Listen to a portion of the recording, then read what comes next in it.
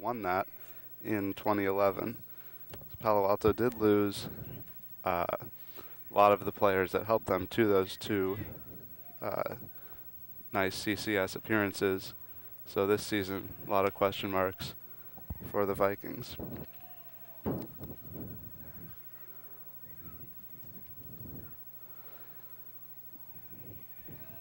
In fact, just two or three of the 9 players in the Vikings lineup started last year. So as there's a ball down the left field line, fair ball, and Peterson is going for third. He'll make it as Strem slides in with a double.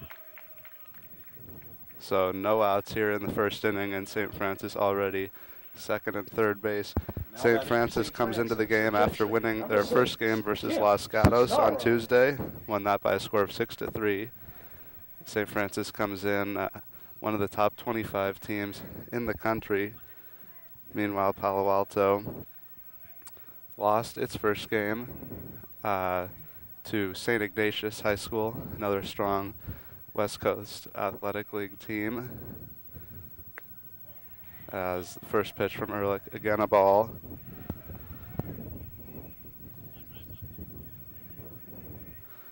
This is the MC Sports game of the week here. First baseball broadcast of the season, second game for both teams, as that one's deep in the hole and out at first base is Tim Susnar, the catcher, but St. Francis does get on the board as Court Peterson comes in to score. Cleanup hitter for the Lancers, number 21, the first baseman, Mark Cardinale.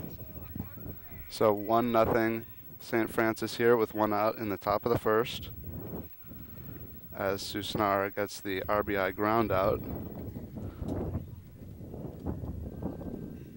And that'll bring Mark Cardinale, the first baseman, to the plate. Lefty on lefty matchup here as Ehrlich pitches outside the first ball.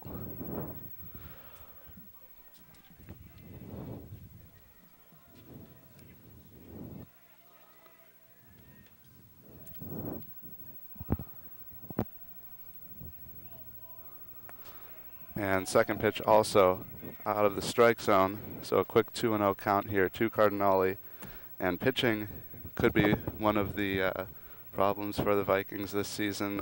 They lost Kevin Conopon and Ben Snyder, their two aces from last year, as Ehrlich hits Cardinale. That'll put him on first base. But they lost both of those pitchers, and they're looking for players like Ehrlich, Brian Conopon, Kevin's younger brother, 2 juniors there, and also Rohit Ramkumar, the senior, to step up and provide some good pitching. But the pitchers could not get it done on Wednesday versus St. Ignatius, as they allowed 9 runs. And another test here, Palo Alto scheduled very difficult non-league matchups this season, starting off with 2 of the top teams in the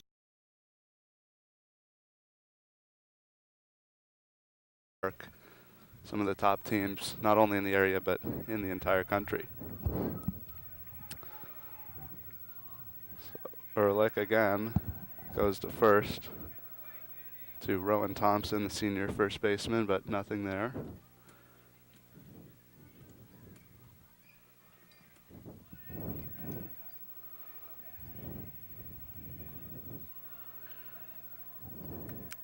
And this one, again, low. So Ehrlich started the first batter with a strike. Since then, started everyone with a ball and has been behind in the counts.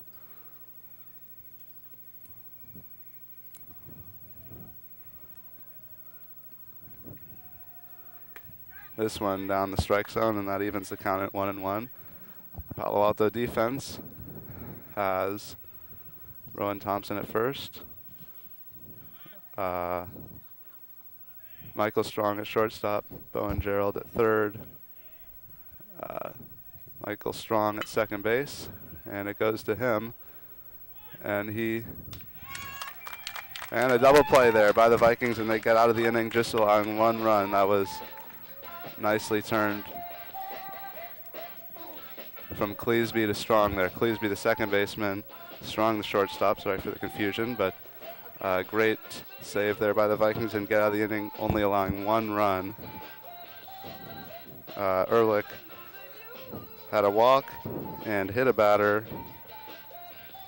and allowed a double, but gets out with minimal damage here in the first, so the Vikings have got to feel pretty good about that after things were looking bleak there early on. So taking the hill now for St. Francis is the junior pitcher, John Gavin. He's a real fireballer.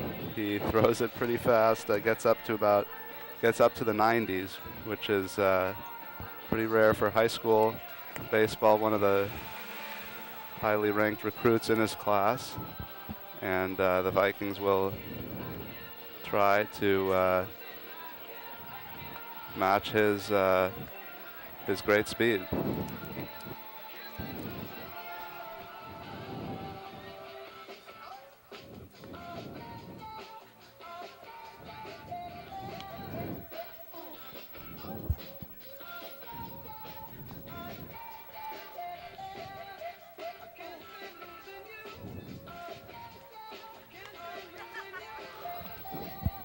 In case you missed the top of the first there, I'm Grant Raffle with you from MC Sports here at Palo Alto High School. St. Francis gets out to a quick 1-0 lead, but it could have been worse. The Vikings escape there with a double play to end the inning. And that'll bring up Bowen Gerald, the junior third baseman, to the plate. Bowen Gerald.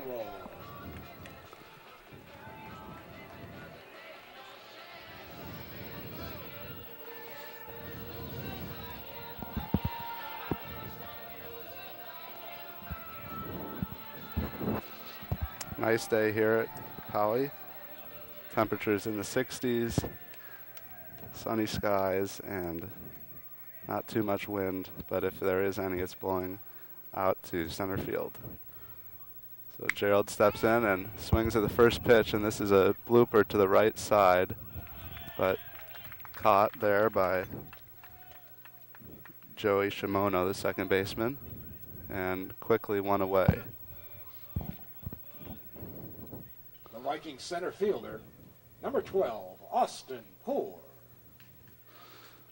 And now the center fielder, senior Austin Poor. And strike one there on the outside corner.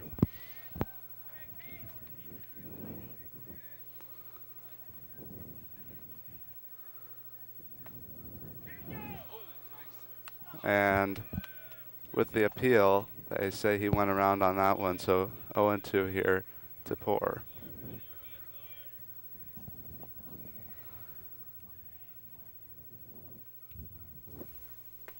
And swinging, strike 3 there, and Gavin strikes out Poor and gets the first 2 batters quickly here in the bottom of the first. So Gavin's speed is something to look out for. The Vikings not used to that,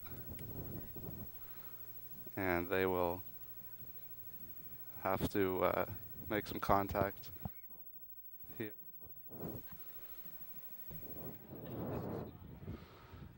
As Cleesby looks for the sign there from head coach Eric Raich.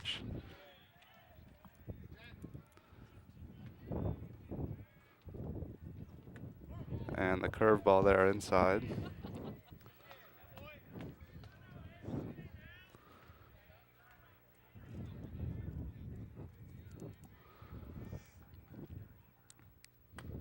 And another curveball high there to Cleesby. Cleesby, the junior second baseman. One of the few Vikings on the roster this year that got some playing time last year, as he grounds that one foul down the first base line.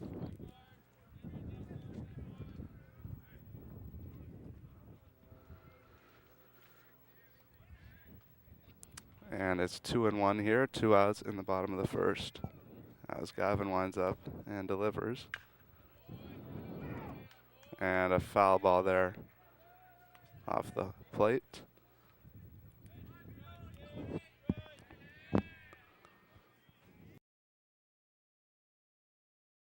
St. Francis over Palo Alto here in the bottom of the first inning.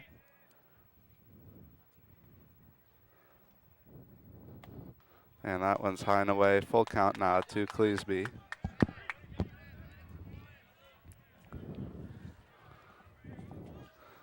Decent turnout here for this game, middle of the day on Saturday, as that one away and Cleesby takes the walk.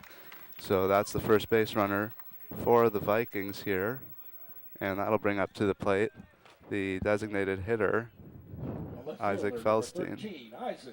Excuse me, he's playing left field today, often the designated hitter, but Feldstein has the most power on the Vikings, so he'll look to turn one of these fastballs around. And that one's inside. So Gavin here having a little trouble finding the strike zone.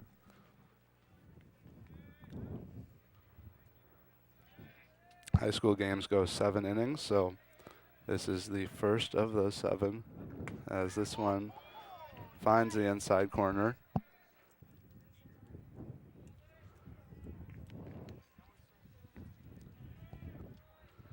Feldstein, the DH last year for Palo Alto. And this one's outside, 2-1 count.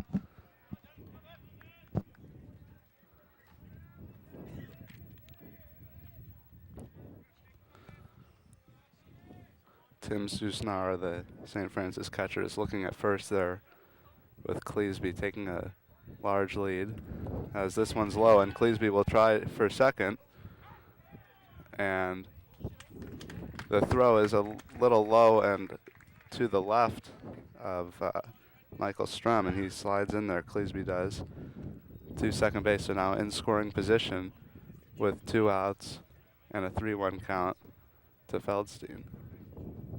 And Susnara goes out to have a word with Gavin.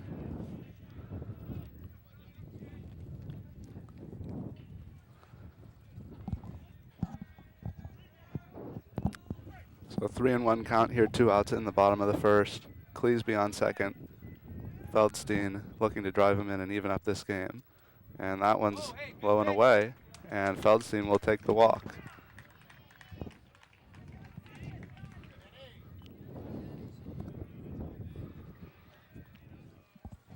The Viking pitcher, number 9, Danny Ehrlich.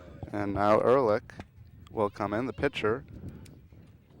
Interesting decision here by Coach Raish to have Ehrlich also bat, as that's not a requirement here. You can have the DH, but Ehrlich instead will do it both ways, just as in the National League, Major League Baseball. As that one finds the upper outside corner, and it's 0-1. So Gavin already 2 walks here in the first inning, having a little difficulty with his control after getting the first 2 batters, as that one's fouled into the parking lot. And one of the features here at Palo Alto High School, the cars parked down the left field side, and that may have hit someone's car, may have been mine, who knows. Could have been someone on our crew, we'll hope not. Hopefully it bounced in between them, as 0-2 to Ehrlich. And right down the middle, gets him looking, and St. Francis escapes the first and second base jam and gets out without allowing a run. So 1-0 here after 1 full inning. St. Francis on top at George Hurley Field at Palo Alto High School. And Ehrlich will go straight from striking out to the mound as the Viking defense sets up behind him. And this is a good time to talk about some other things happening in Pali sports. Last night, the Pali basketball team, boys basketball team, lost to Reardon, Archbishop Reardon High School down in San Jose. That was a 58-47 loss by the Vikings, and one of the key losses for them was Keller Christ, also the quarterback, went down with an injury early in the second quarter and did not return to the game. So something to look out for there. Pretty sure just about every college football coach in the country was holding his breath when Chris went down there, if they were watching. But he appears to be all right. Could be out for a week or so, as Palo Alto could just never get too close to Reardon in that one. And Aubrey Dawkins, star senior, really took over the game for the Vikings, but not much else there as they fell to Reardon 58-47, but not the end of their season, as they were in the CCS Open Division. So they will continue on to the consolation bracket of that, and then the NorCal tournament. So just a little bit of Viking sports news there for you, as now we continue with the baseball game in the top of the second inning, as the left fielder Austin Gabor comes to the plate.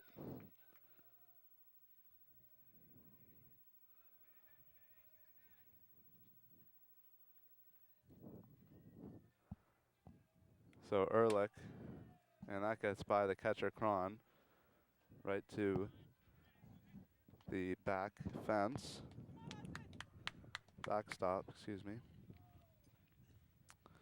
And Ehrlich unable to get ahead of these hitters, throwing a lot of first pitch balls. This one a strike on the very outside part of the plate, and that evens the count at 1-1.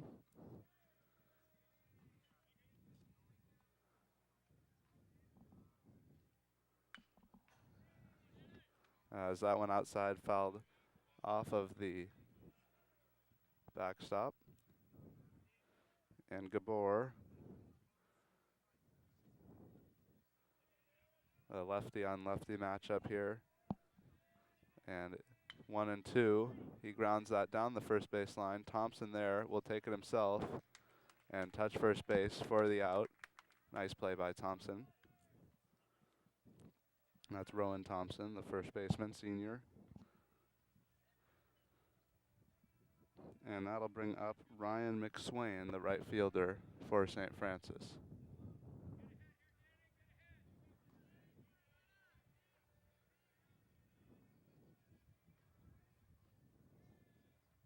And he shows bunt, pulls back, but it's a strike. Ladies and gentlemen, the batter is the right fielder, number 17, Ryan McSwain.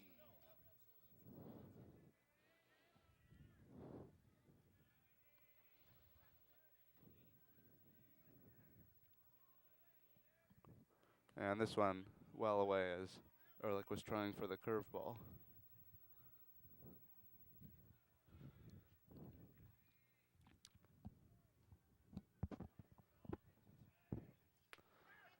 That one a strike at the knees. And it's a 1-2 count here with one out in the second.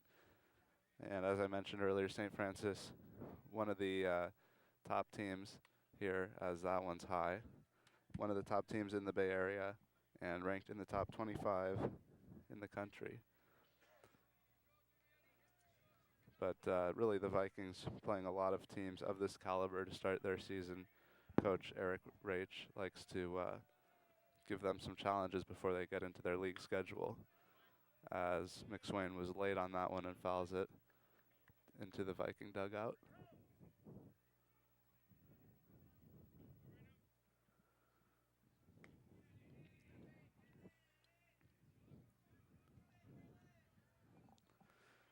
So 2-2 count here.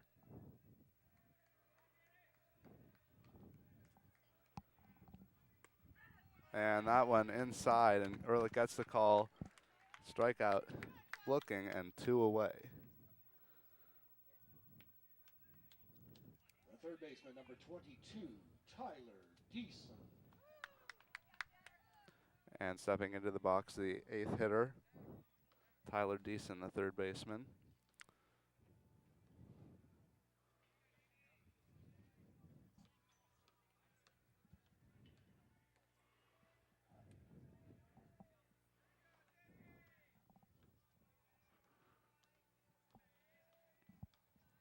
And the first pitch in the dirt. First pitch in the dirt there.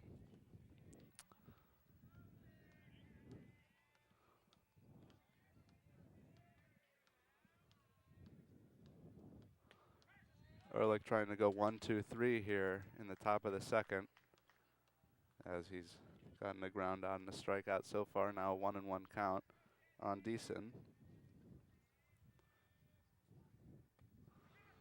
And that one's in there for a strike. We've seen a pretty big strike zone here called so far, and that'll should lead to a lower scoring contest here, as I would favor the pitchers. That one, though, a little too far outside to get the call, and it's 2-2.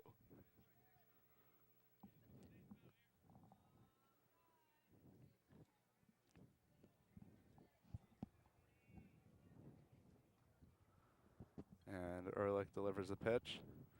A little low, and Cron could not handle it. Didn't matter, no one on base. And that'll bring it to a full count here with 2 outs in the top of the second. Viking defense ready as Ehrlich delivers. And this one grounded to Thompson at first. He'll take it himself again and gets the out. Thompson there, 2 nice plays in that inning. And St. Francis held to no runs on no hits and no errors in the top of the second. So we'll move to the bottom of the second here, as it's still a 1-0 game in favor of the Lancers.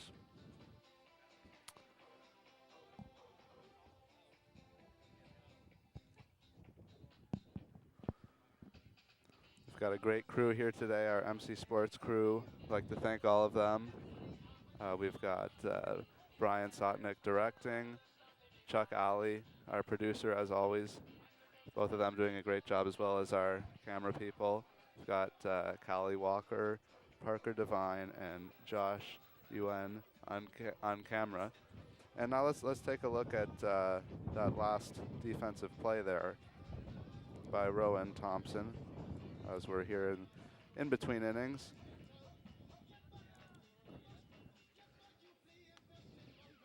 You see Ehrlich running over, but Thompson instead takes it himself and beats the runner by a step.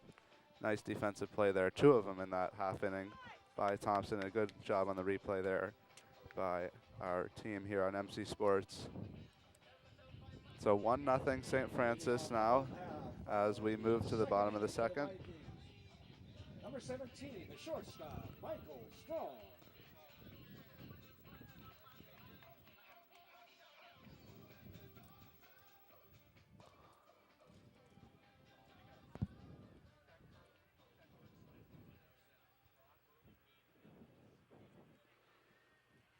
And Strong now, Michael Strong, the shortstop, will face Gavin.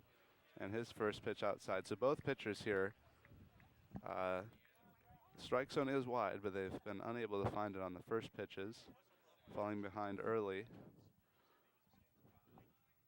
Now Gavin delivers, and that one, fastball right down the middle, and evens the count at 1-1.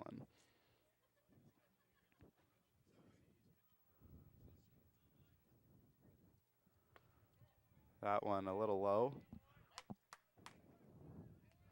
Strong, the shortstop, has been on this team, as have many of the others last year and called up the year before as well, so has seen that success in the CCS playoffs, as this one a strike at the letters. And that experience should help the Vikings, starting all seniors and juniors. So this one's outside, and that'll bring it to a full count.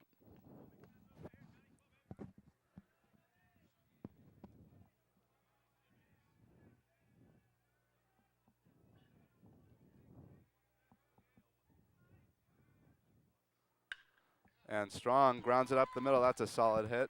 And he will round first and stop there. So Michael Strong with the first hit for Palo Alto. And that's a leadoff hit. And we'll bring up the first baseman, Rowan Thompson.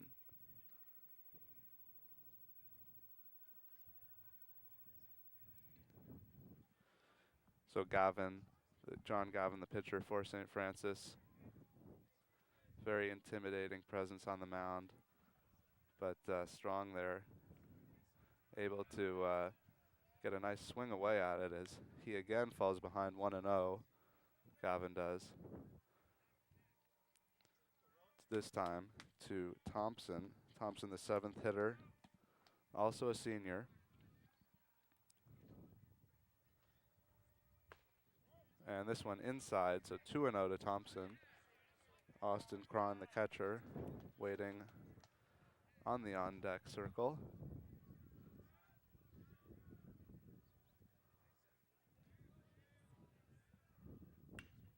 And this one fouled. 2-1.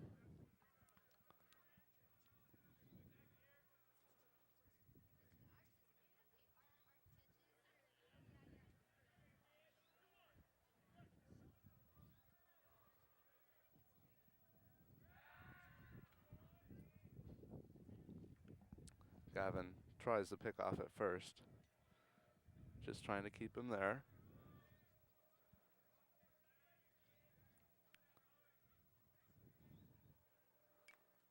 And this one low, and Thompson just gets a piece of it, bringing the count to 2-2. Still no outs here in the bottom of the second. We're at George Hurley Field at Palo Alto High School. Saturday baseball, noon start to the game, and we've got a pretty good turnout after not seeing too many people at the first pitch. Now 2-2 count, and running on the play, and in there safe is Strong at second as Thompson struck out swinging. So not all is lost for the Vikings, as that would be similar to a sacrifice. Thompson strikes out swinging, but Strong, running on the play, gets up to second base. So now in scoring position as Austin Cron comes to the plate, the junior catcher.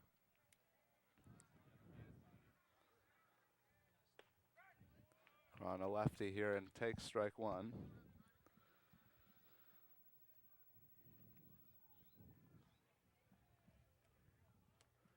Three of the 4 outs St. Francis has recorded have been on strikeouts by that pitcher, John Gavin. And Gavin delivers now to Cron, just off the outside corner.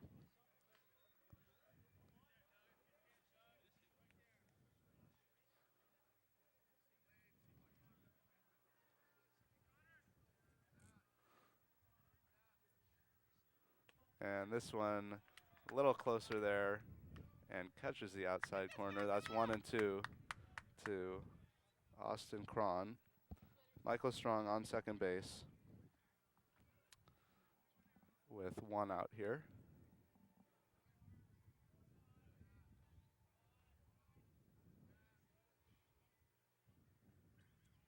And this one again outside. Gavin pitching Cron outside every time, just trying to catch that corner, as it's now a 2-2 count. And this one again outside and low, and it gets away from Susnara, but Strong did not want to try him there, as he likely would have been thrown out. Susnara found the ball before too long. It's a good look at Michael Strong sitting on second base as Gavin delivers. And this one grounded to first. And the put out there by Cardinale, but Strong does advance to third base. And that'll bring up the 9th hitter, James Fogue. Vikings number 6, the right fielder, James Fogue.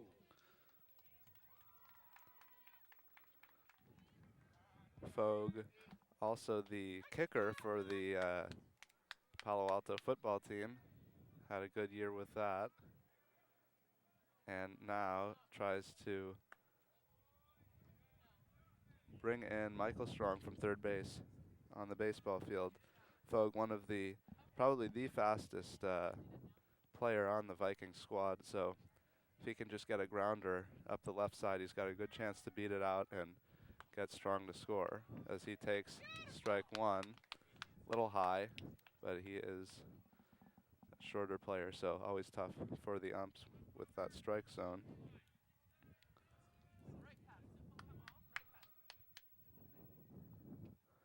And Fogue grounds it up the left and thrown out at first, and that'll end the inning.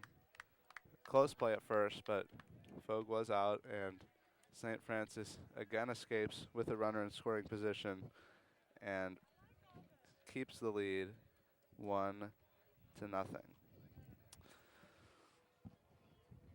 I'm Grant Raffle with you, the only announcer today here at Palo Alto High School. And you might notice on our broadcast here the field, it was new last year, and the whole infield now is artificial turf.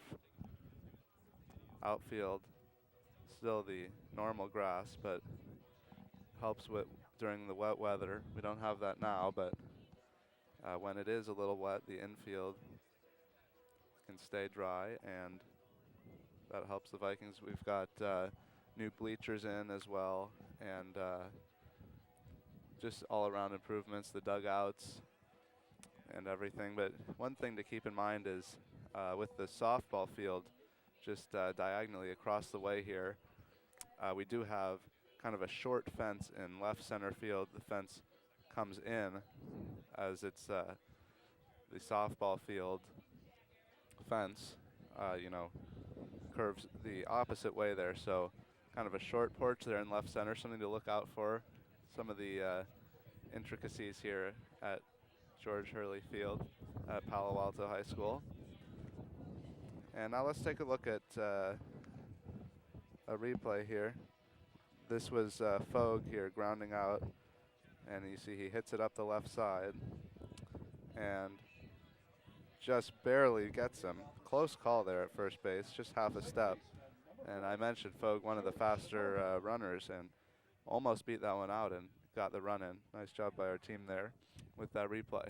As we'll get back to the action, and this is Joey Shimono, the second baseman, and he takes ball one from Ehrlich.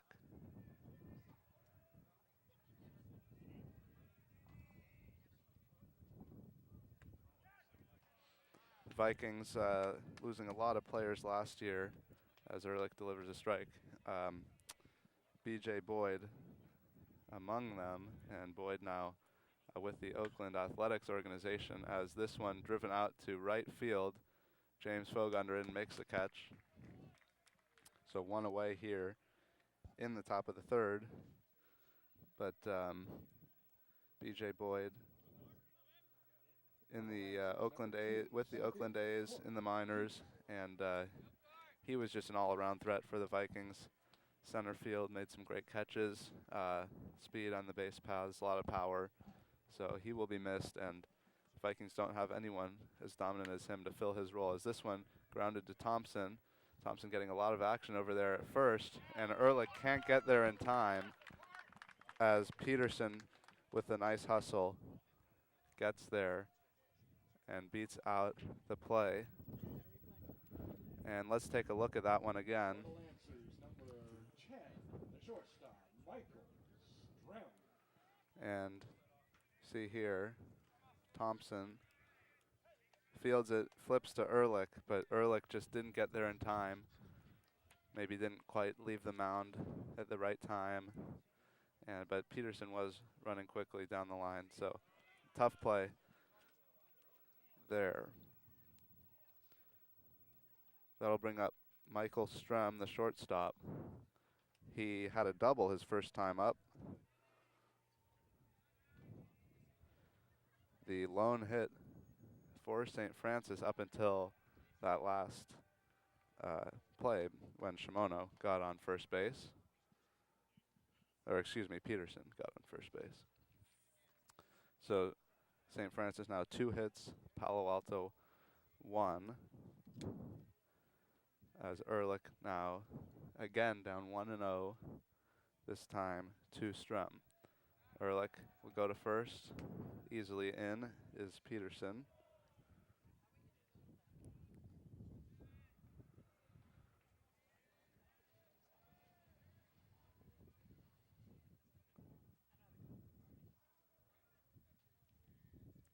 And Ehrlich now delivers.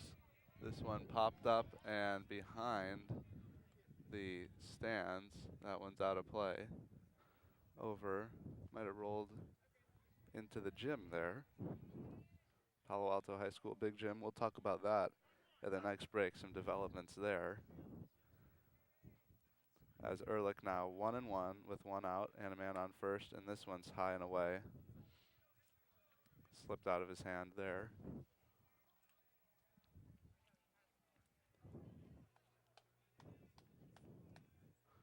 Ehrlich, a junior, came out of the bullpen last year. This year filling in for those departed starters, Conopon and Snyder. And starting this game as he again throws to Thompson, trying to keep Peterson honest.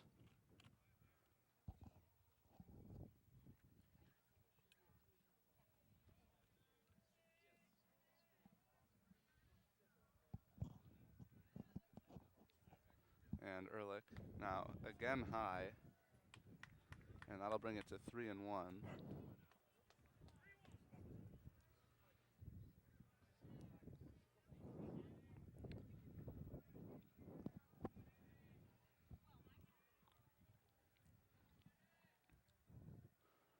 Now in the 3-1 pitch, grounded to the shortstop, and they get the out at second, but that's overthrown to Thompson. Nice job by Cron there, backing up, and prevents Strem from going 2 seconds. So the fielder's choice there, Strong to Cleesby at second, gets the lead runner, and that'll bring it now 2 outs and a man on first as Tim Susnara comes to the plate.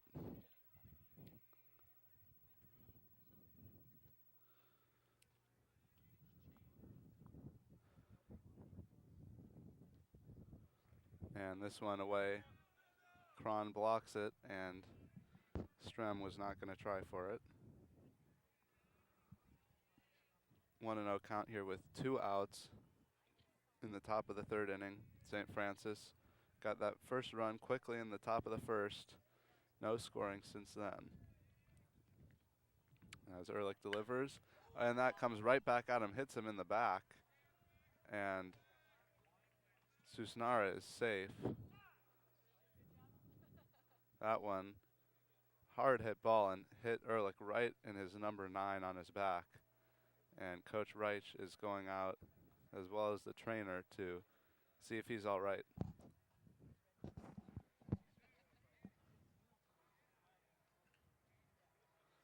And he seems to be smiling, Ehrlich, and looks like he'll stay in the game. Might take a practice pitch or two, we'll see. Yeah, that he will. So Ehrlich will just test out that back. It was a hard hit ball right up the middle. Hit him squarely in the back. But after one practice pitch, Ehrlich feels fine and he'll stay in the game and will face Mark Cardinale. Ehrlich hit Cardinale in his first time up.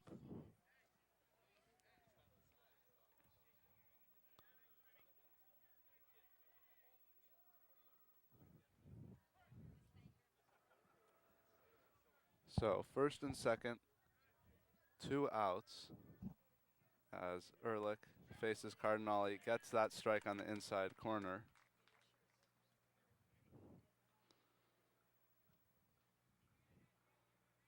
St. Francis coach Mike Oakland giving some signs to his base runners.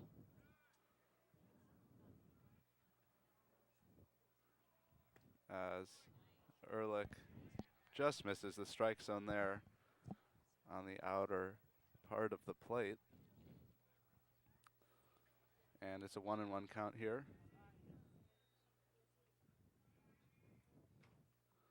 A nice day here, very warm in the 60s. No wind and sunny skies. Great day for baseball here in late February, as this is the second game for both teams. Actually, Palo Alto was supposed to play its first game on Monday, which was a holiday, but got rained out, and will instead play this coming week. That's against Evergreen Valley down at San Jose Muni Stadium, home of the San Jose Giants, as Ehrlich checks to see that the runners stay on base. It's a 2-1 count here to Cardinale. Cardinale, first baseman for St. Francis, batting in the cleanup spot. So a threat here, but again outside, 3-1.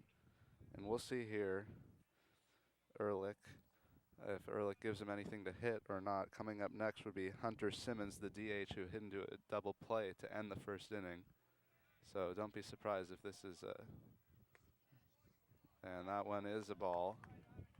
And that'll bring it, the bases loaded, and bring up Hunter Simmons, the DH, and as I just mentioned, in his first at-bat, ended the first inning with a double play when the Lancers were threatening to score more. So bases loaded here. Key matchup here. Number 9 on number 9, Ehrlich and Simmons.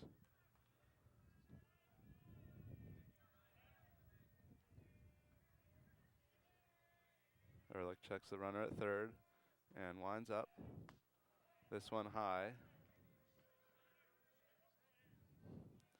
On the bases are Strem at third,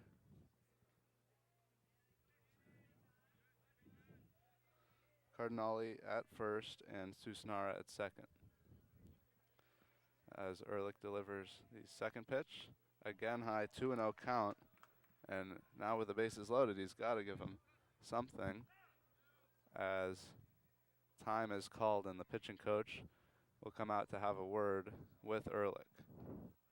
Ehrlich having a little difficulty finding the zone here in the last couple batters.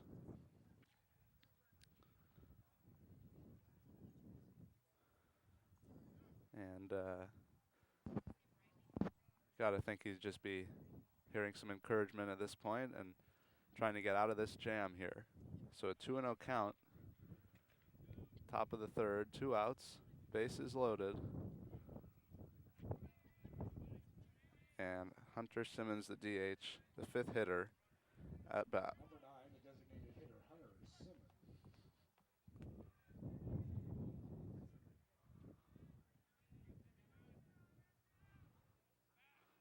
And Ehrlich tries to pick off at second, but Susnara gets back safely. Cleesby applying the tag.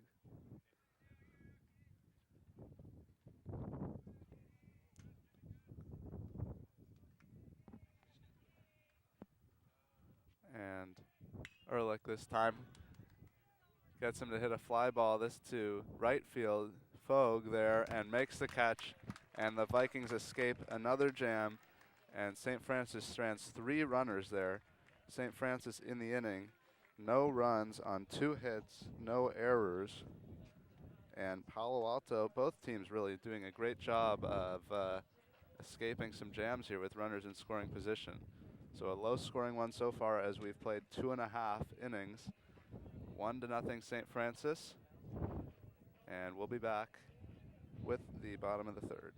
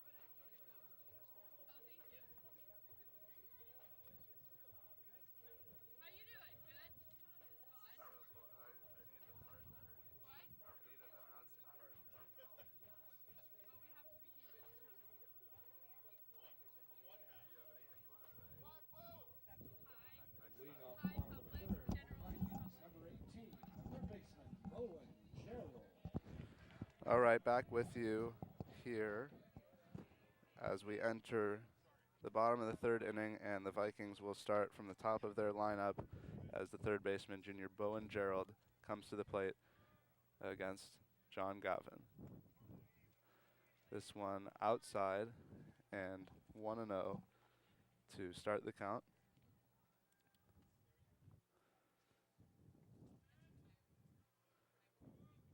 As Gavin this time, same pitch but inside, and 2-0.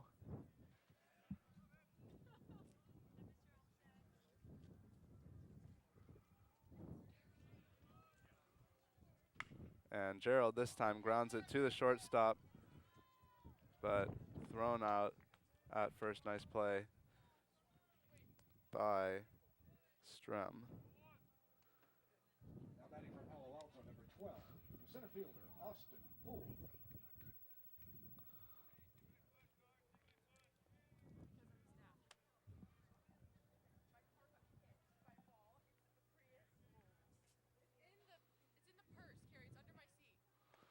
And Gavin starts out Austin Poore with a curveball down the middle, so 0-1.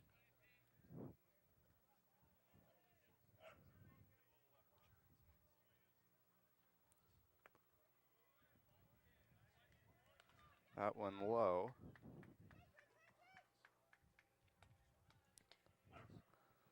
And Gavin working quickly here will again deliver to Poore. That one fouled straight back.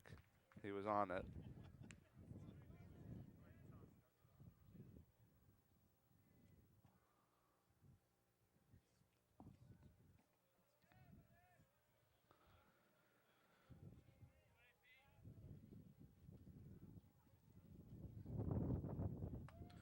And high there to Poore. Right even with his eyes. And now a 2-2 count. Nobody on here in the bottom of the third, one away. And Poore goes down swinging for the second out of the inning. The Vikings second baseman, number 8, Jack Cleesby.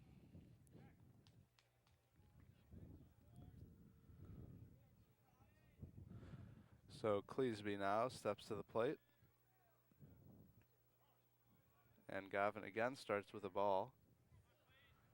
So Gavin falling behind to a lot of these hitters, but able to recover pretty well here as that one's low. Gavin's gotten the last 5 hitters, last 5 hitters in a row after giving up a leadoff single to Strong in the second inning.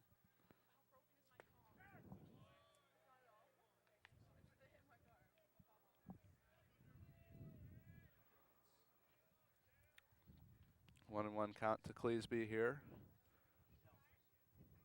And this one on the inside corner, nice pitch there by Gavin. Perfectly placed. And Cleesby falls behind 1-2. Feldstein waiting in the on-deck circle should Cleesby get on. But he does not as Cleesby strikes out. And Gavin is finding his rhythm here. Now retiring the last 6 in a row.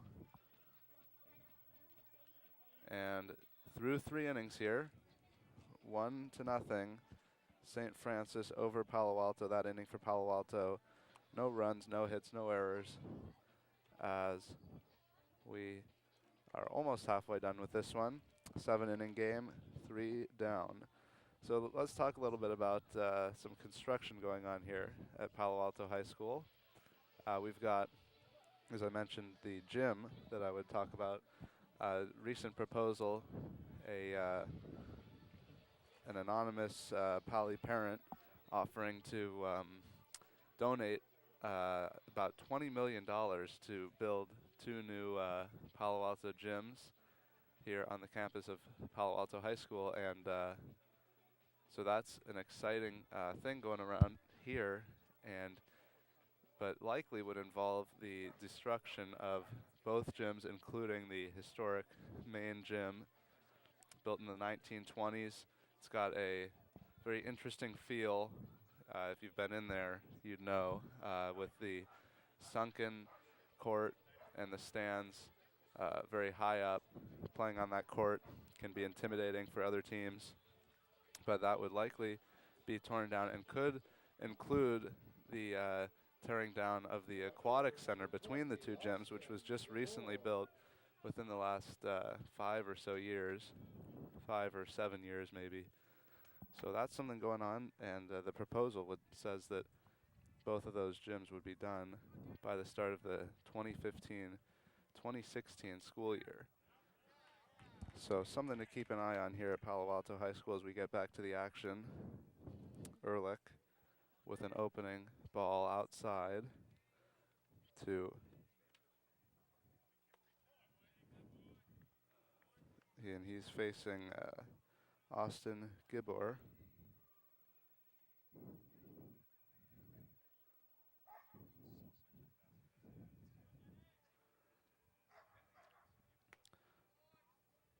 This one just off the plate, and 2-1 is the count.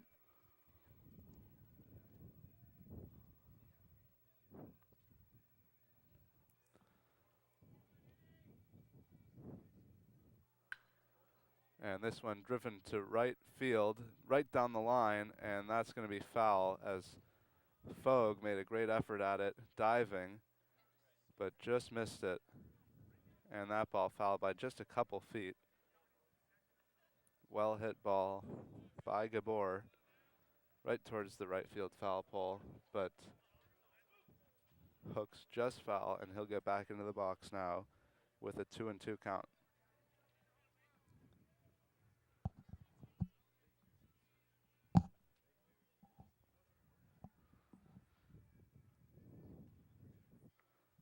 Ehrlich down the middle but low, and now a full count.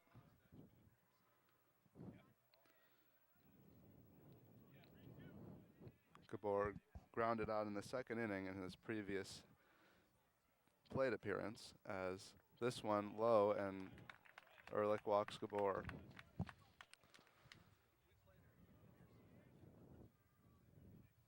And that'll bring Ryan McSwain up. He struck out looking in the second inning. He's the right fielder for the Lancers.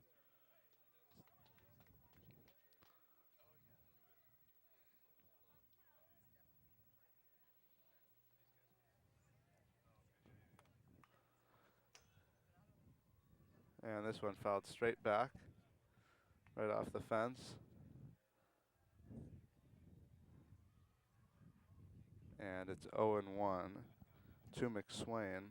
Ehrlich, some stats for Ehrlich so far. 2 walks and a hit by pitch. 1 earned run given up. And 3 hits so far. No errors for either team. Defense has been solid. As McSwain shows bunt but pulls back. Now the pickoff to first, and that gets away from Thompson, and Gabor easily into second base. Mistake there. Tough throw to handle for Thompson by the catcher Cron, but did get by him, and Fogue from right field had to come over and get it.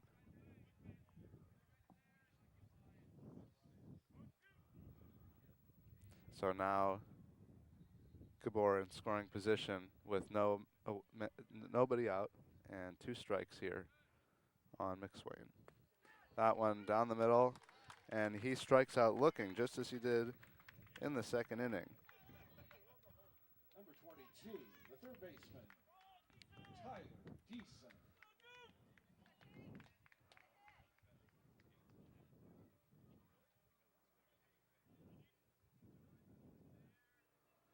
So that'll bring Tyler Deason to the plate, looking to bring in Gabor from second base. And this one, a slow, looked like a curveball there, but high.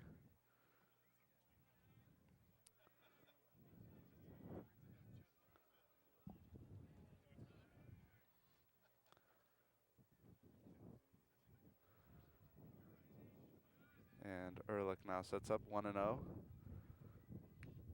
This one straight back at the camera there. Straight back at me as well.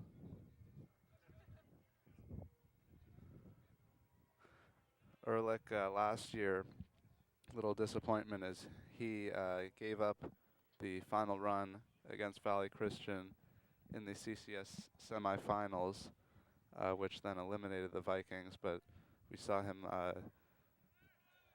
oh, and this is a nice pickoff move as he catches Gabor, and now on a rundown, Gerald and Strong, and coming over is Ehrlich now, trying to chase him down, and he dives and tags him.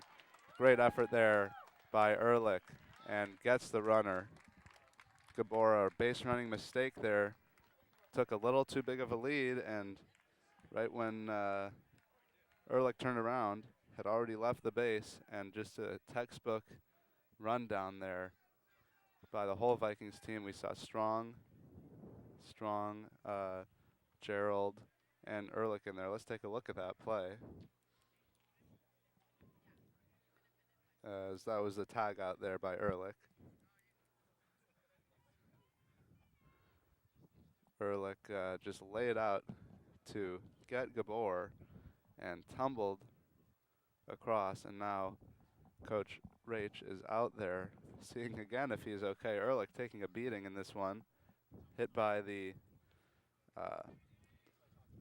Tim Susnara's single last inning right in the back. Now did a whole tumble as he tagged out Gabor,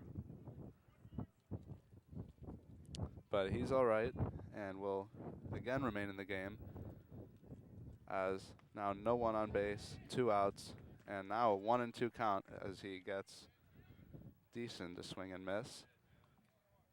So Ehrlich with one more strike can get out of this inning again when it looked like when we had actually a man on second base with nobody out, as this one's flown into left center and coming over, and tagged out at second. The ball dropped in left center as poor dove for it and couldn't quite get there, but the Vikings throw it in and get the runner at second base. A nice play there, and still a 1-0 score.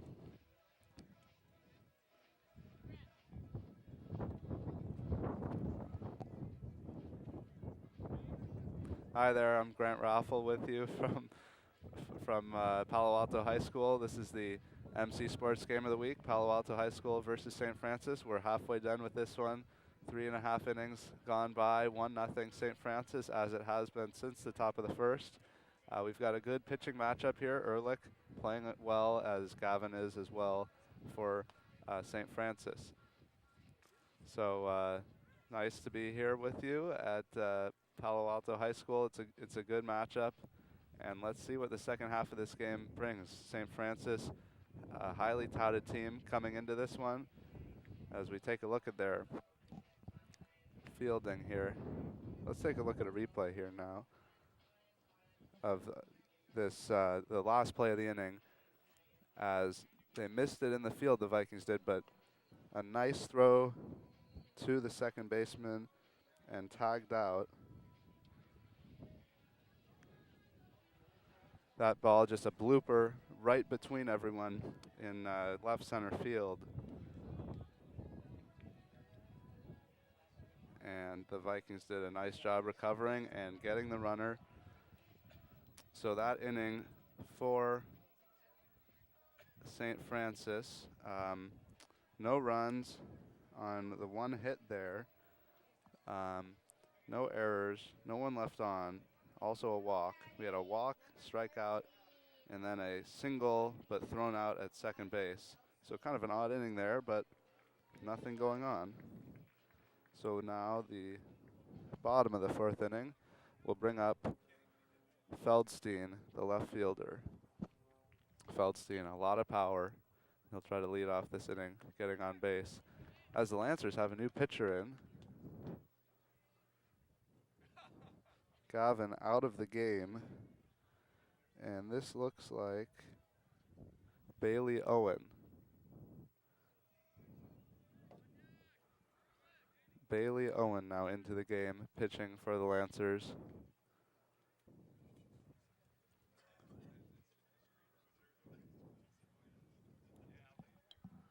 And Gavin's work is done. 3 innings, no runs, 1 hit, as this one inside and high to Feldstein. Back to Gavin's stat line. 5 strikeouts in 3 innings, 1 hit, 2 walks, as this one fouled away.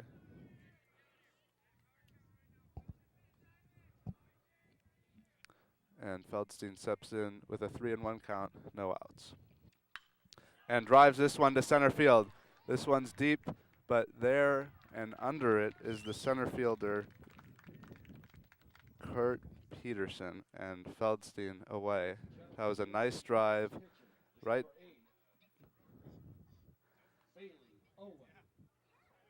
Feldstein there showed his power, took that one out near the fence, but Peterson playing deep already, able to track it down. And that'll bring up the pitcher, Danny Ehrlich. Looks like he's staying in the game as he continues to hit. Now a righty on lefty matchup with Owen in the game. And he whiffs there, Ehrlich.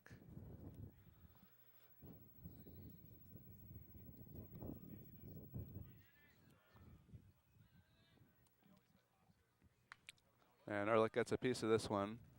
Fouled into the parking lot, but no cars hit.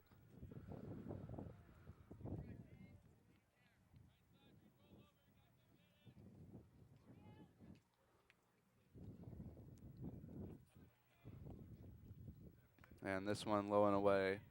2-2 into the count now. 1 out. Still that 1-0 lead for St. Francis. The run in the top of the first. No scoring since, although both teams have had some great opportunities.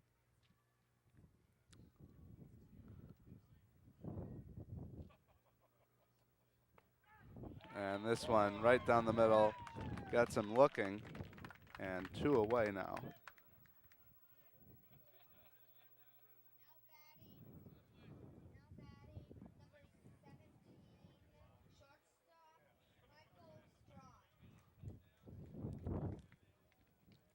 So that brings Michael Strong to the plate, and he will go over to talk to the head coach, Eric Raich, and see his assignment for this at-bat as Owen and the catcher Susnara also talk things over. Vikings trying to get something going here in the 4th inning.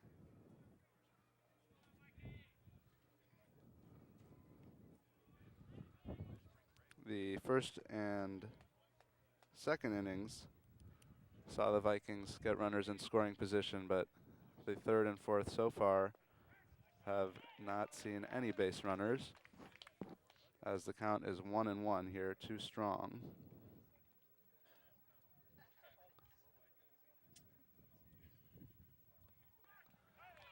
And another strike now, 1-2.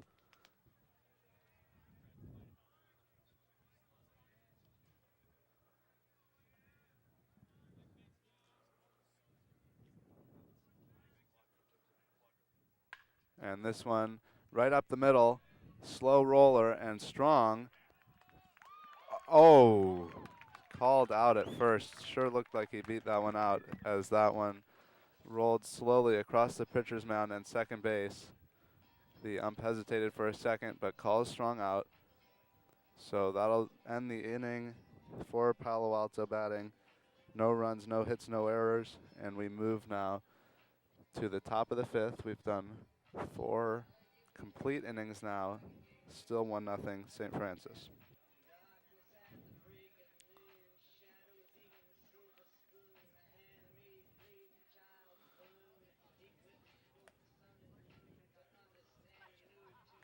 So now's a good time to talk about some other things here. Let's see, what can we, let's talk about some journalism happening here at Pali Media Center. A lot of people involved in Pali journalism publications have been helping with us, so let's recognize that, as well as a lot of the players out on the field today. So be sure to check out the Viking magazine. That's magazine comes out about 6 times a year, and a lot of the players out there today, Michael Strong, Austin Poor, and more, work on that magazine. And they also have a website, so check that out. I believe it's thevikingmag.com. So that'll be all your sports news. Also helping us today, Callie Walker and Parker Devine and myself are all work on the Pali Voice, which is an online publication, palivoice.com. So that is basically all things Pali news. We've got your news, sports, and some interesting opinions and columns. So be sure to check out those two sites, as they are some award-winning student-run publications here at Palo Alto High School. So let's get back into the action here, as Ehrlich, having completed 4 innings, steps back out for the 5th. And this one driven deep to left and hits the fence. And an easy double there. That's Joey Shimono with the drive to left to lead off for St. Francis. And this is the time when we could see Ehrlich on a short leash at this point. Already deep into this game, having pitched 4 innings, as there's the nice hit by Shimono, but solid Viking defense there, getting it in quickly and not allowing him to get past second. And timeout here, as Austin Cron will go out to chat with Ehrlich.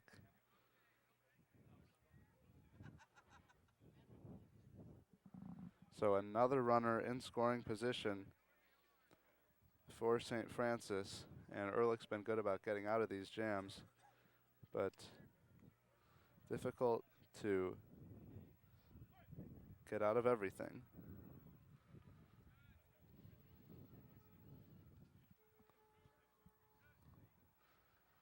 Ehrlich looks back to second. Now trying for the bunt is Peterson, but that one's fouled.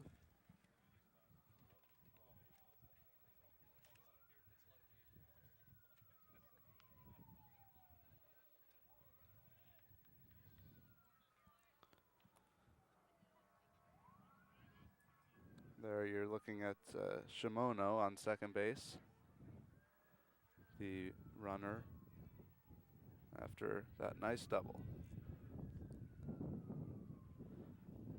And Ehrlich backs off there. You can hear the wind. Wind's picking up here. You can probably hear it in my microphone. And it is blowing out to left field, left center maybe. So that may have aided Shimono's last hit.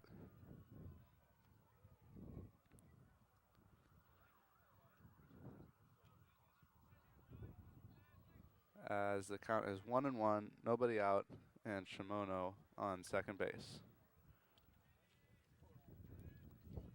At bat is the lefty, Court Peterson. Walked and singled so far today. That one on the outside corner, a strike, and Peterson did not like that call. It is a wide strike zone today, giving the pitchers the benefit of the doubt, so the hitters having to swing at a few pitches they might not usually.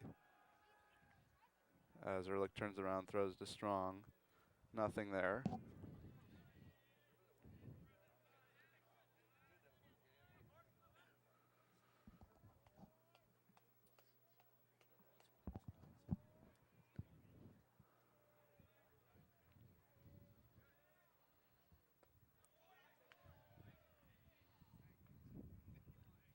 And that one just low. 2-2 now the count. Vikings looking for their first win of the season in their second game, having lost to St. Ignatius 9-3 on Wednesday. St. Francis 1-0 coming into this, having beaten Los Gatos. And Ehrlich gets him swinging. A nice pitch there. Looked like a sinker to Peterson. And one away now in the top of the fifth. The Lancer shortstop, number 10, Michael Strem. Now Michael Strem, not to be confused with Michael Strong, shortstop for Palo Alto. And Strem had a double in the first and grounded into a fielder's choice in the third.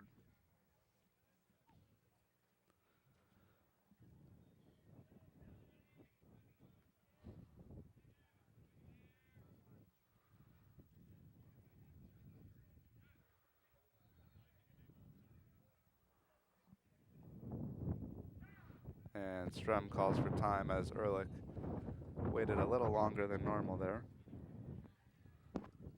Wind is picking up. It's gotten a little colder as well, as a few degrees colder than it was at the 12 o'clock noon game time. Wind picking up to probably over 5 miles an hour at this point. As Ehrlich now evens the count at 1-1. Vikings have had no substitutions so far, same starting lineup in there, but that could change anytime now as we enter the final few innings. And Ehrlich again steps off. Ehrlich, as I mentioned, on the team last year as a sophomore and actually gave up the last hit of the season that eliminated the Vikings, but a lot of the older members of the team consoled him, and I think he will come away from that more experienced and more eager to get back to that spot in the CCS semis and get past it this time. So Ehrlich, solid showing today. 4 1/3 innings so far as it's 1-2. This one again fouled back.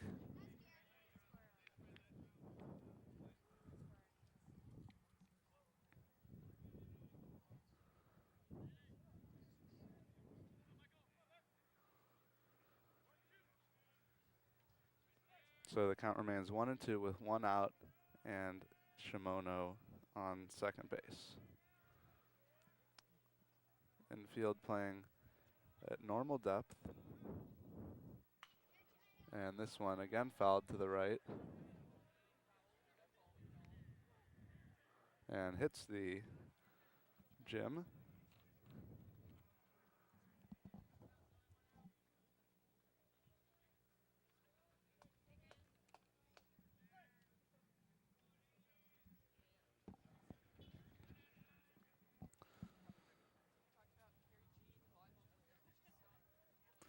So Strem now staying alive. And this time he pops it up. Strong calling for it at shortstop. And makes the catch. 2 away here. And that will bring up the catcher Susnara, who has an RBI ground out in the first and a single. There's a look at Strong. Having a good game today. Has the only hit for the Vikings and almost had a second. Just barely beaten by the throw to end the 4th inning. Also playing some good defense as we saw. So Ehrlich now facing Susnara.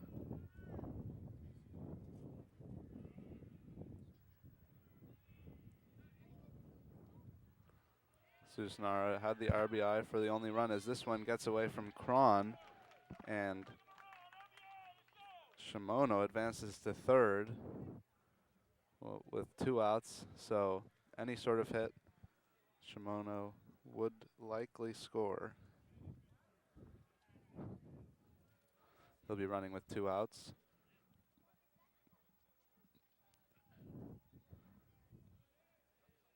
Has the 1-0 count. Ehrlich winds up, and the pitch high, 2-0.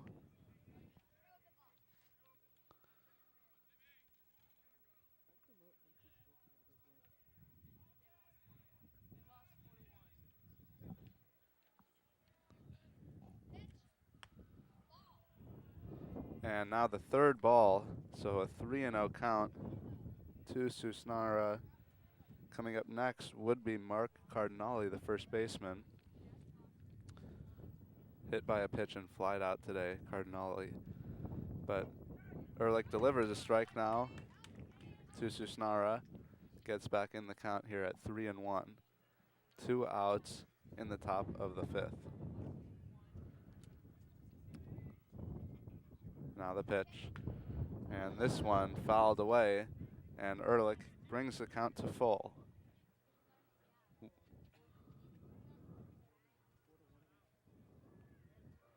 And we're just getting word now that the Palo Alto boys varsity soccer team in CCS has lost its game 4-1 against Ali Saul High School,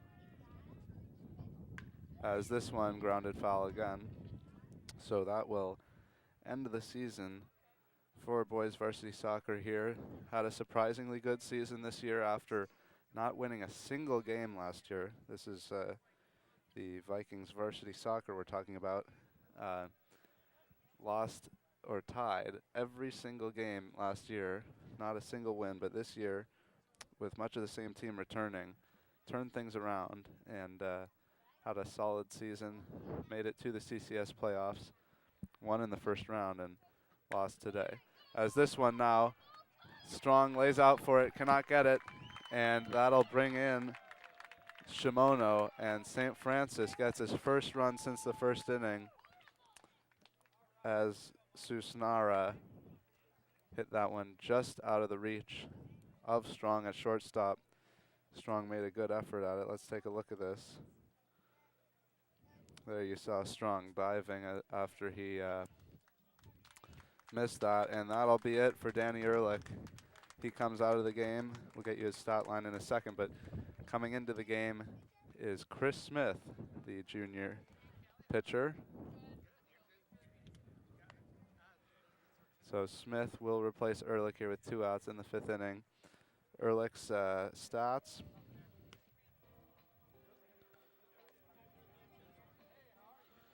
I'm working on that.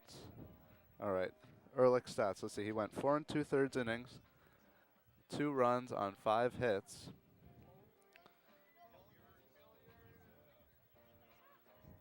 And 3 strikeouts, a hit by pitch, and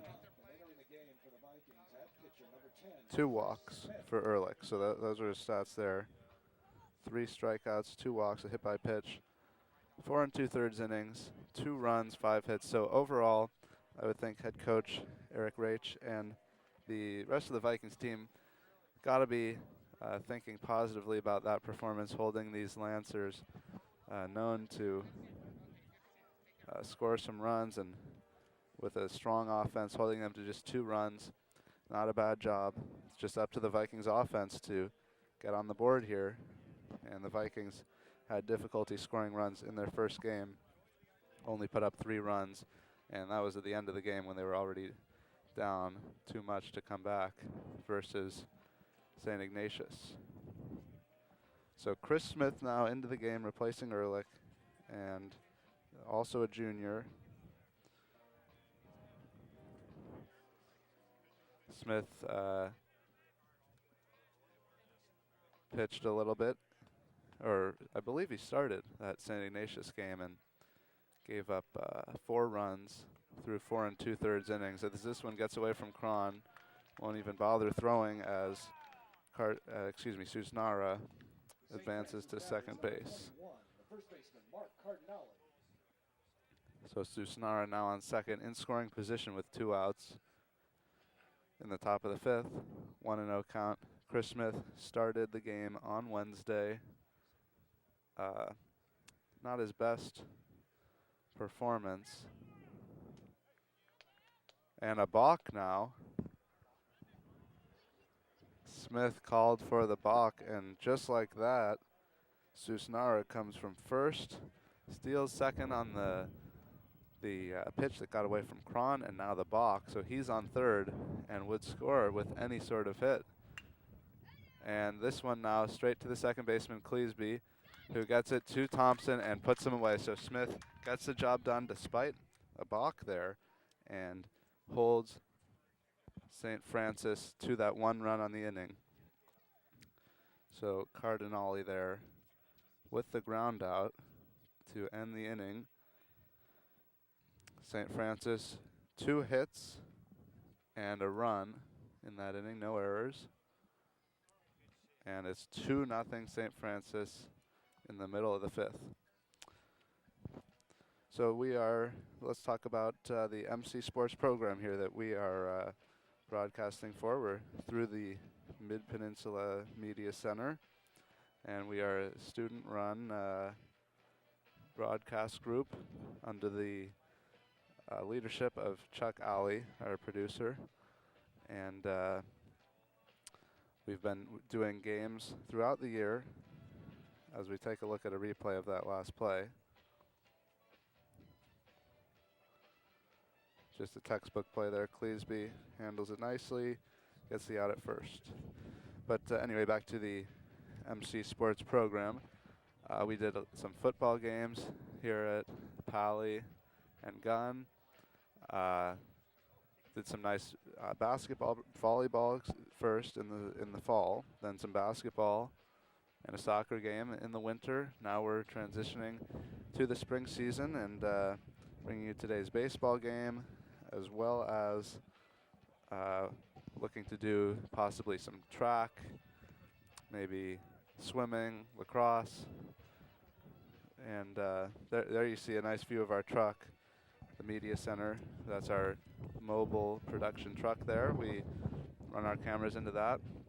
Entirely student run, except for, of course, Chuck Alley, who drives the truck and everything like that, and puts everything together. He's the leader of this. So other than that, all student volunteers, and we'd love to have you if you're interested. So just midpenmedia.org is the website. You can look at some of our broadcasts on the Mid-Peninsula Media Center YouTube page. A lot of them are archived there, and we're working on getting them all up on the YouTube page so you can watch them anytime you'd like.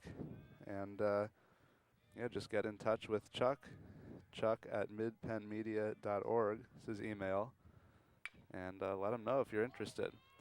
Swinging at the first pitch now and out is the first batter of the inning, Thompson. The Viking batter, number 21, the catcher, Austin Cron. Here we see a nice replay. Thompson hustling down the line, but tagged out by the pitcher. And we do have a new pitcher here again for St. Francis. This time it is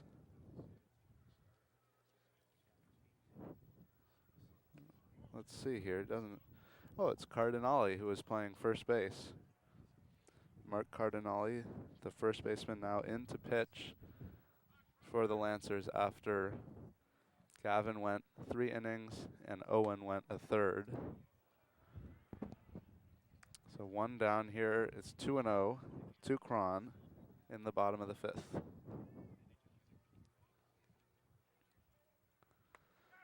And that one catches the plate, 2-1.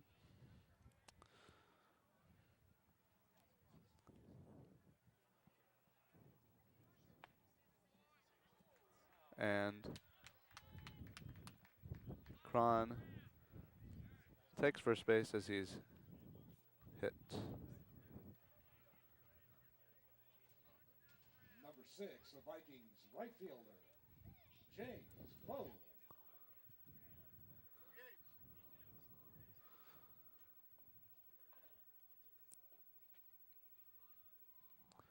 So now James Fogg at the plate as Cron takes first base. So another runner on for the Vikings. They've been able to, well, not the last couple innings, but the first couple, they've gotten some runners on, just unable to get them all the way around. And now Fogg up to try to change that. So Cardinale, as I said, into the game. He was playing first base, now pitching. St. Francis already on his third pitcher of the game as Cron running and slides in there with the high throw and steals second base. So that's a key play. Cron, the catcher. Catcher's usually not known to be the speediest players on the field, but Cron got there no problem.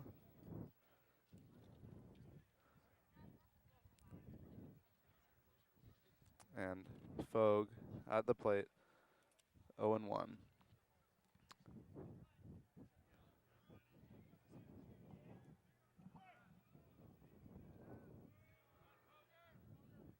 Cron takes a large lead at second base. Cardinale eyeing him, but delivers to Fogg, and Fogg swings right through that one. Number 24, Daniel Chapman. Fogg, a good athlete. As I mentioned, he kicked for the football team this year as he fouls that one off and stays alive. Fogg used to play soccer as well in middle school. That's where he got the foot for his kicking. Now the pitch.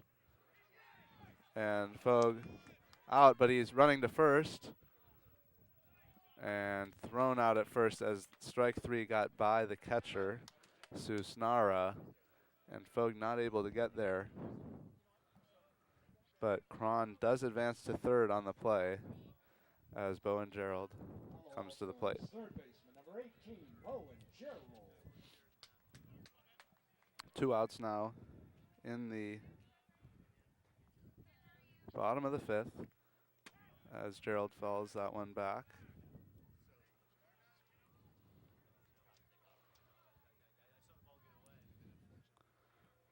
So on third base, Austin Cron, and Gerald will try to get him in here, get the Vikings on the board, but he fouls that one and quickly down 0-2 to Cardinale.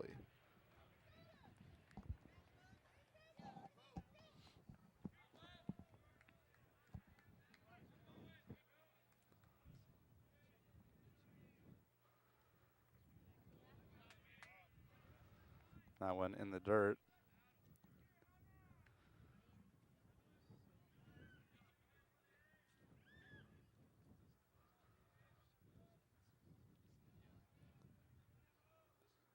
Now the 1-2 pitch.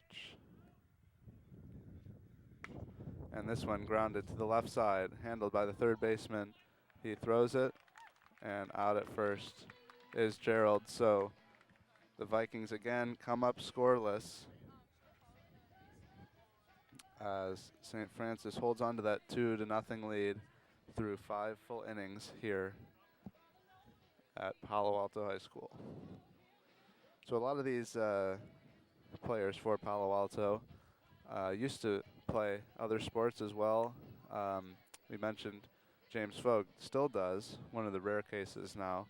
But Michael Strong, Rohit Ramkumar, and James Fogg all used to play basketball, freshman and JV teams.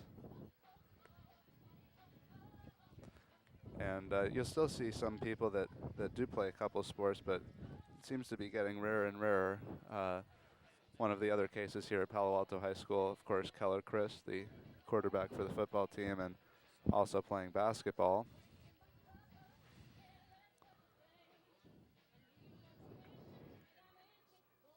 Takes a lot of commitment to do one sport, let alone two. So by the time these players get to their junior and senior years, they often choose to focus on just one sport, but some of them like to try to continue with all of their interests. as now we enter the top of the 6th inning, and Hunter Simmons comes to the plate.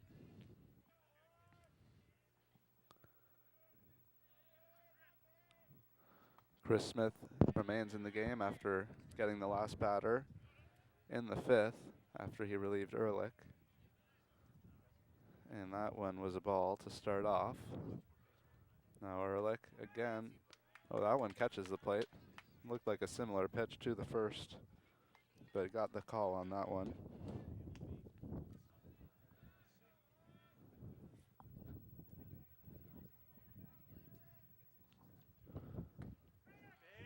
And Smith, painting the corners, gets the call on the inside there, and is 1-2 to Simmons. Simmons grounded into a double play and flew out in his previous 2 at-bats. And this time he strikes out as Smith gets him swinging, and there's 1 away. Left fielder number 20, Austin Gabor.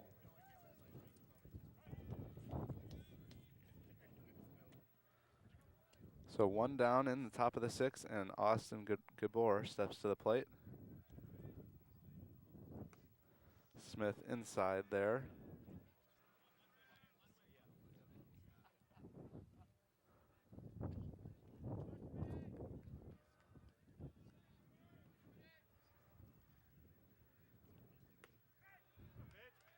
And finds the outside part of the plate there, and evens the count at 1.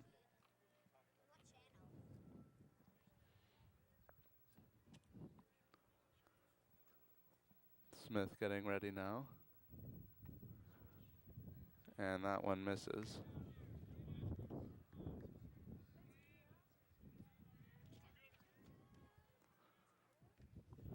So 2-1 count to Gabor.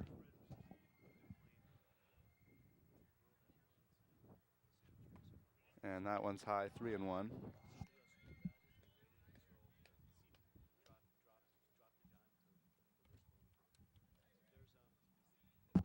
Nice day and a nice turnout for the Saturday day game. We don't see these too often, as that one's fouled. The Vikings usually play their games during the week.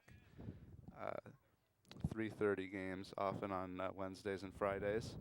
No lights here at the baseball field, as there are at the just about every other sports facility here.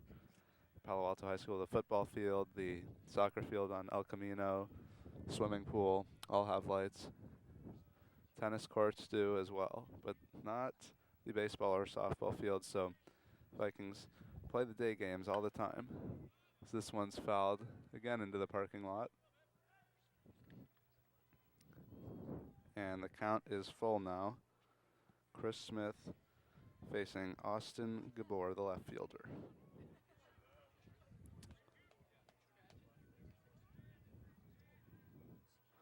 And Smith with the pitch. This one popped up, foul territory, but that one again into the parking lot over the fence. Gerald trying to track it down. And we'll hope that didn't hit anyone's car, as we do on all the foul balls.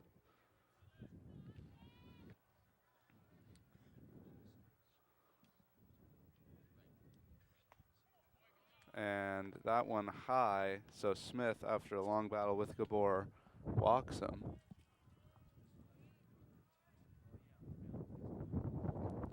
And the Vikings at this point really cannot afford to give up any more runs, having just 2 more chances to bat, and not being able to get on the board so far in the first 5 innings, though they have had chances.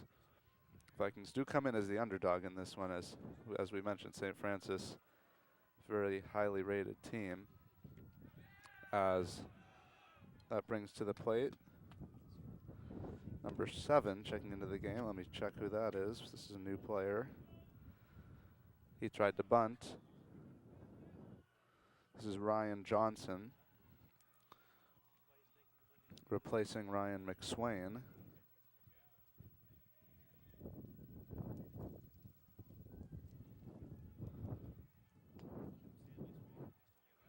And the runner goes, but Johnson fouls it out of play.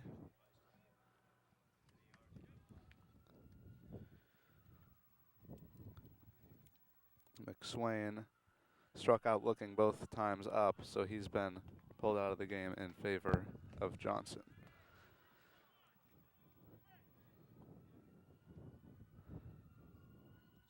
Gabor on first base, ran last time. We'll see if he goes again. And Smith was thinking the same thing and throws over to first to keep Gabor honest.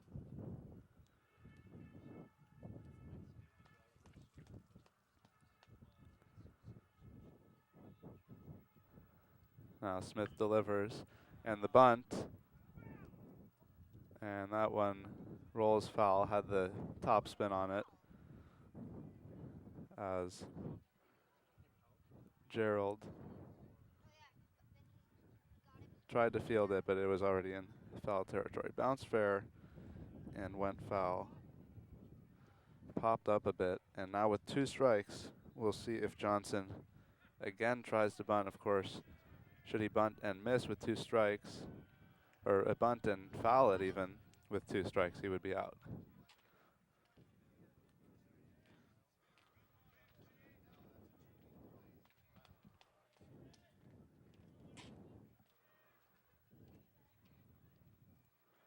Smith now with the delivery, and that one curves right in there for strike 3, and Johnson goes down looking. A nice pitch there from Smith. Started right at Johnson and curved right down the heart of the plate. So now 2 outs with Gabor still on first base, and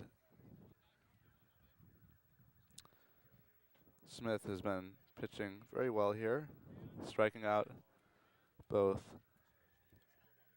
Simmons and Johnson and just giving up that walk in between to Gabor.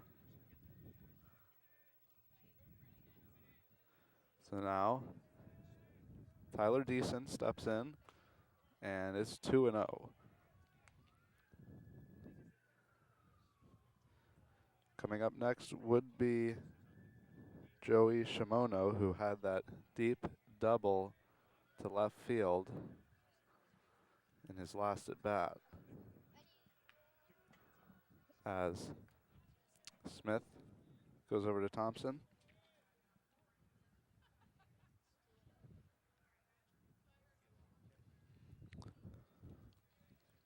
Now Smith ready for the pitch, and that one didn't matter. That Deason checked his swing. It was right down the middle, strike, and it's 2-1.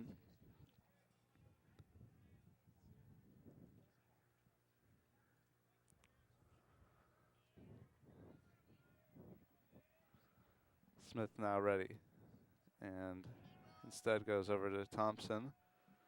Gabor taking a large lead. We've already seen him take off once, but had to go back because the ball was foul. Wouldn't be surprised to see him go here with 2 outs.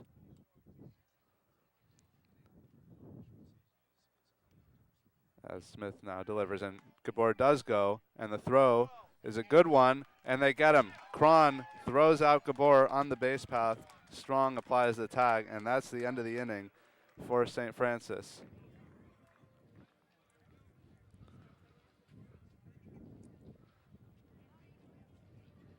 All right, well, we've reached the middle of the 6th inning here at Palo Alto High School. St. Francis still up 2-0. So we'll see here. It's been a good one so far. Really a pitcher's duel. St. Francis getting the 1 run in the first, and then another last inning. So we'll see now Palo Alto coming to bat. They've got 2 chances to get on the board and try to cut into the St. Francis lead. But Palo Alto should be happy holding them to just 2 runs through 6 innings so far. A nice effort by the pitchers, and we'll see what happens here. So stay with us for the last inning and a half here from Palo Alto High School.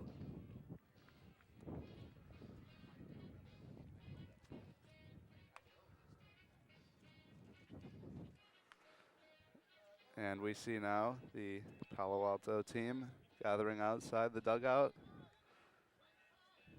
You can just feel it, that throw out there. little bit of a momentum changer. Great throw by Cron to Strong. Just with the one quick hop and right in place, all Strong had to do was just leave his glove right where he caught it and applied the tag to Gabor.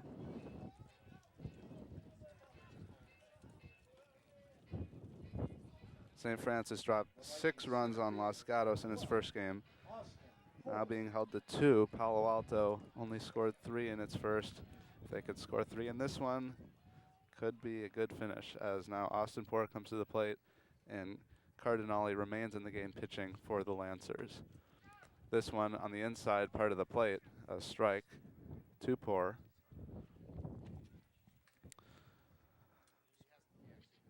Poor has struck out both times and fooled by that pitch there, and it's quickly 0-2.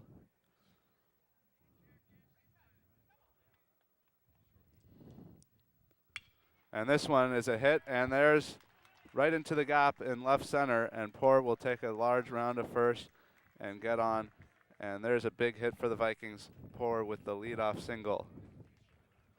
And this is a good sign for the Vikings, as Poor, as I just mentioned, struck out both of his first times, and quickly 0-2 to him, but on the third pitch, a nice hit to left center, solid hit right over the shortstop's head, and he's on to lead off the 6th inning. That brings up Jack Cleesby to the plate. As Cardinale checks Poor at first base. That's just the second hit of the game for the Vikings. Michael Strong with the lone other.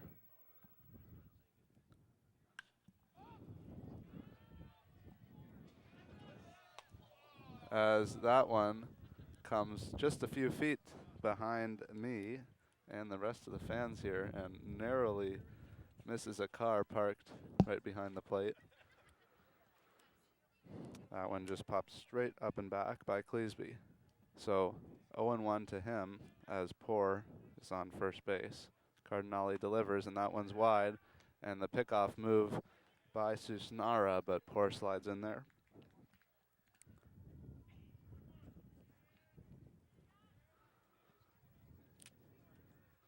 Cleesby walked in the first and struck out in the third. And this one hit down the left side, could be a double play ball as they turn one and gets Cleesby at first. A double play, very nicely done. Strem there at third base handled it well through to the second baseman and then over to first. And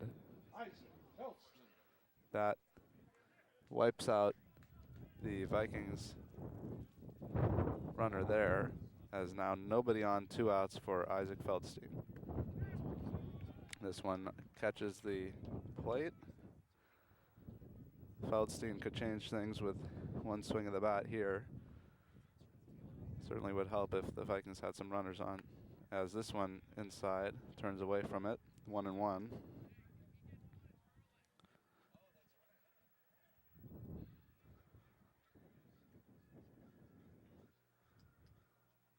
Now the pitch, again inside.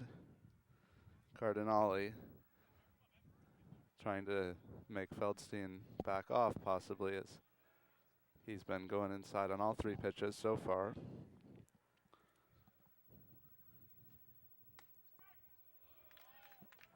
As this one, the second strike, and it's 2-2.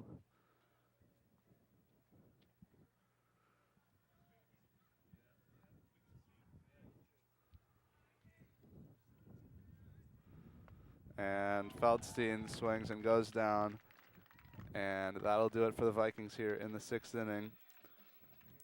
Still 2-0 in favor of the St. Francis Lancers as we enter the 7th and final inning here at Palo Alto High School.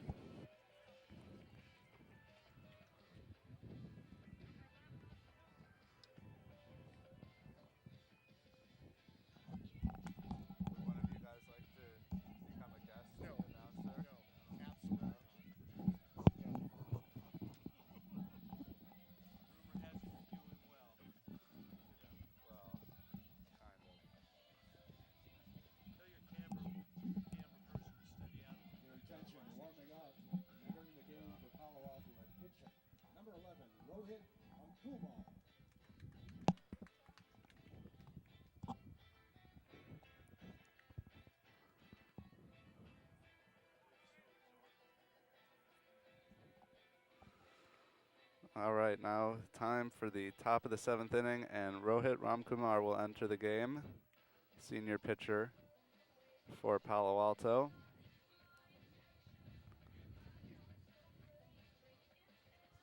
Ramkumar allowed 5 runs in 2 innings against St. Ignatius, so not coming off a great performance, but he'll try to change that here and hold St. Francis to its 2 runs and give Palo Alto a chance in the bottom of the 7th.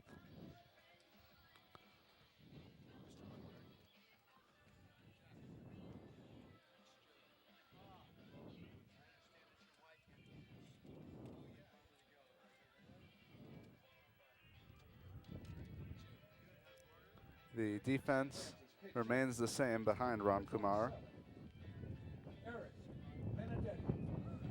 as now Eric Benedetti steps in, a new player for St. Francis, taking the place of Shimono.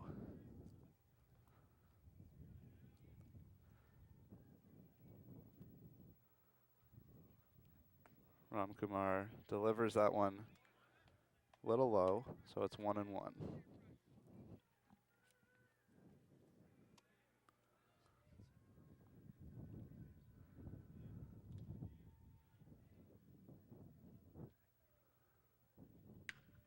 And that one hits solidly, but dribbles, and no play there for Cleesby. Ramkumar tried to chase it down.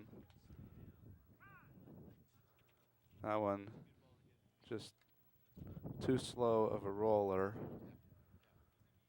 as Benedetti will be replaced by a pinch runner.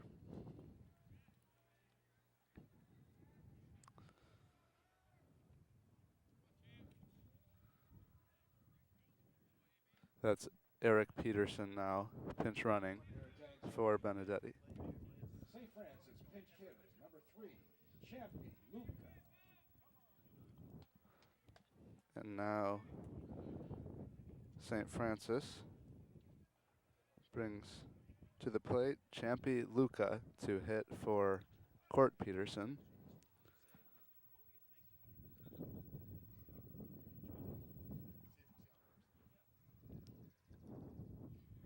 Ramkumar with the pitch, and Luca tries to bunt it, but it hit him as he was running. So that's a foul ball.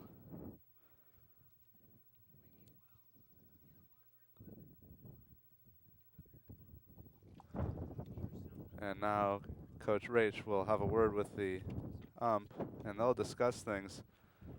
If that did hit Luca outside of the box, he would be out.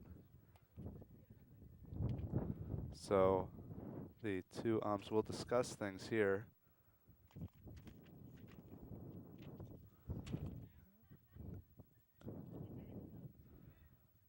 And the only call that would make sense there, I guess, is the ball hit the plate.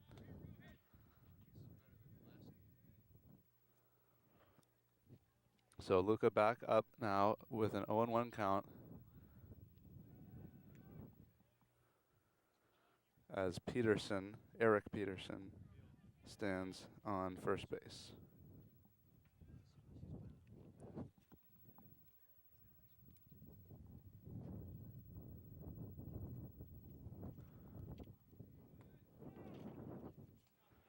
Ramkumar low there.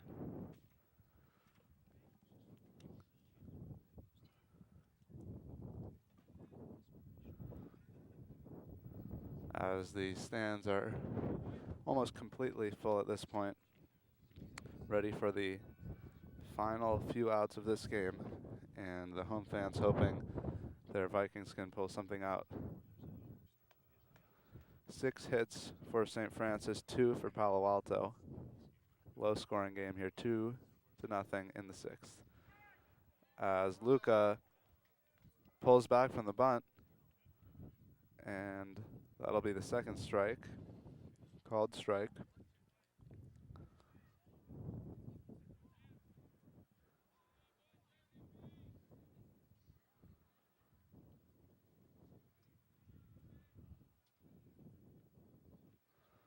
Now Ramkumar ready, but instead goes to first to Thompson, but nothing there, just keeping the runner on.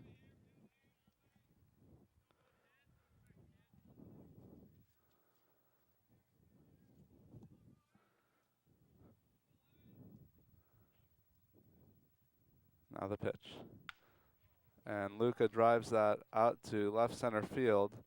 Pour under it, makes the catch, and one away here in the 7th.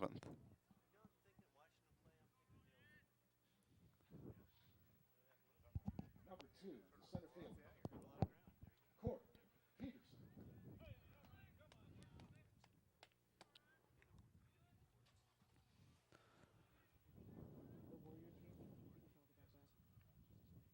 Now Court Peterson steps to the plate, still in the game.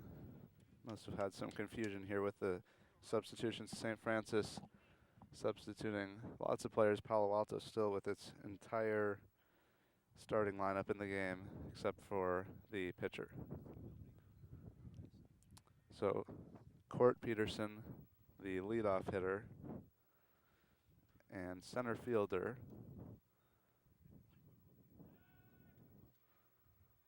And that one a little closer, but still Eric Peterson gets back in time.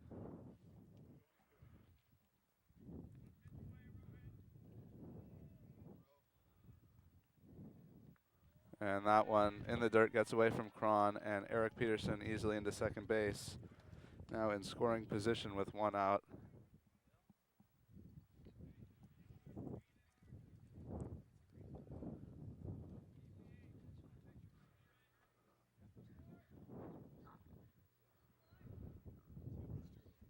So Eric Peterson on second, Court Peterson in the box as Ramkumar lines up and delivers.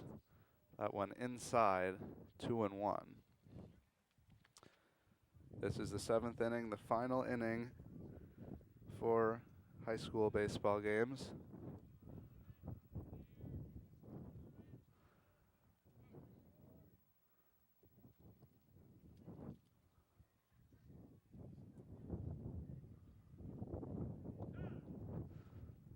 As Cron will go out to have a word with Ramkumar.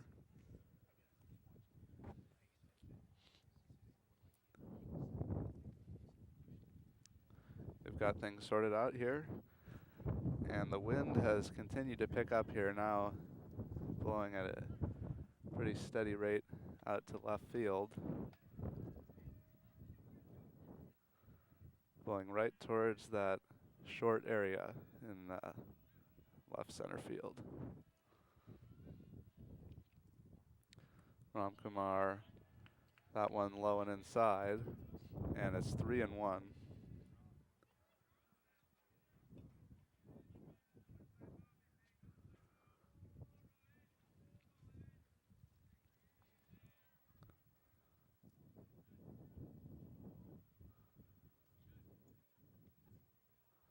Ramkumar, you could tell, standing there a little too long and backs off.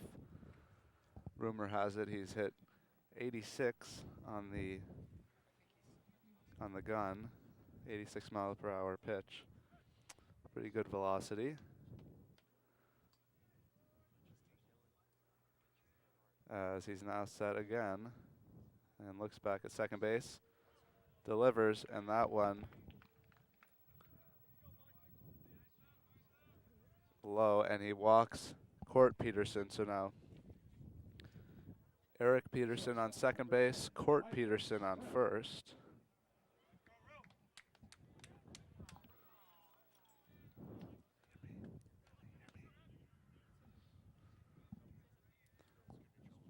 So Michael Strem steps in with first and second. Runners on first and second. Two Petersons. Do not know if they're related, but Eric at second, Court at first, with one away in the top of the 7th. Strem hit a double in the first. Grounded into a fielder's choice in the 3rd, and flew out in the 5th. Now in the 7th, takes strike 2. Generous call there, but Ramkumar will take it.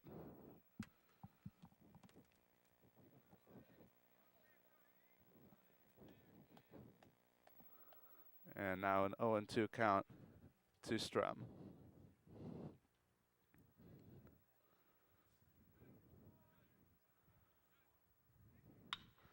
And this one driven out to right field. Fogue diving for it, cannot handle it. But the runners had to hold up there as they were unsure if it would be caught. So no one scores on the play, but the bases are loaded now. So Eric Peterson at third, Court Peterson at second, and now Strem after that single at first base. And this will bring up Tim Susnara, the catcher. He had an RBI ground out in the first and 2 singles since then. So a threat here as there's one down in the 7th. This one low.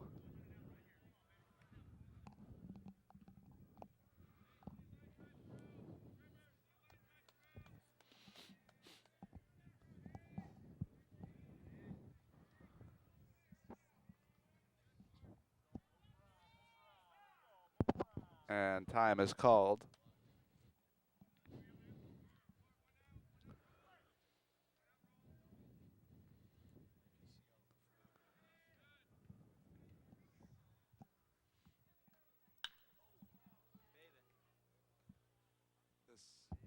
This one solidly hit down the right field line, but well foul.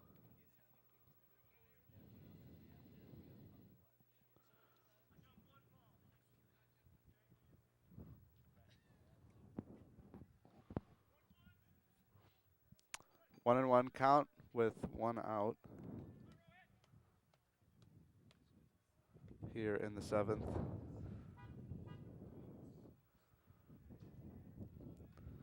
Ramkumar now with the pitch, and that one finds the zone and is 1-2.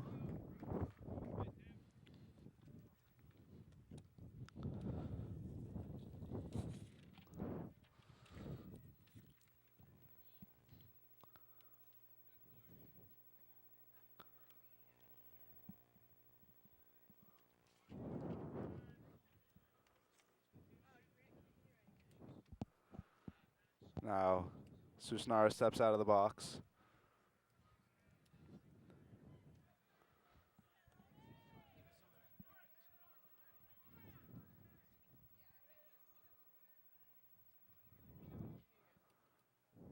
And Ramkumar now set pitches, and that one in the dirt. Cron blocks it though.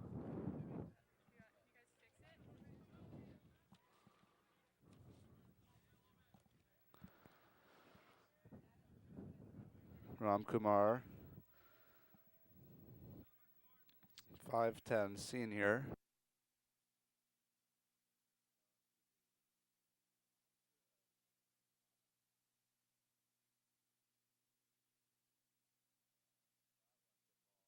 Like it may have caught the corner. And that brings it to 3-2 now with one out and the bases loaded in the top of the 7th. Obviously a very key pitch here as the Vikings try to stay in this one and gives themselves a chance to come back in the bottom of the inning. Ramkumar winds up, delivers, and strikes him out.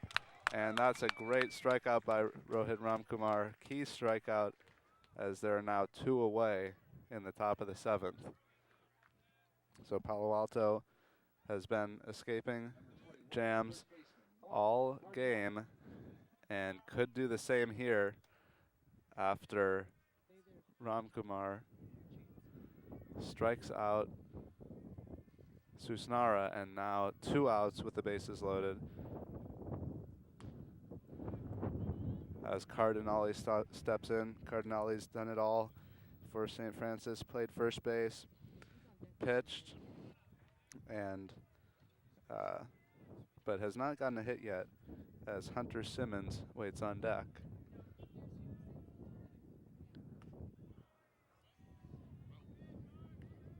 That one out of the zone and 2-0 to Cardinale.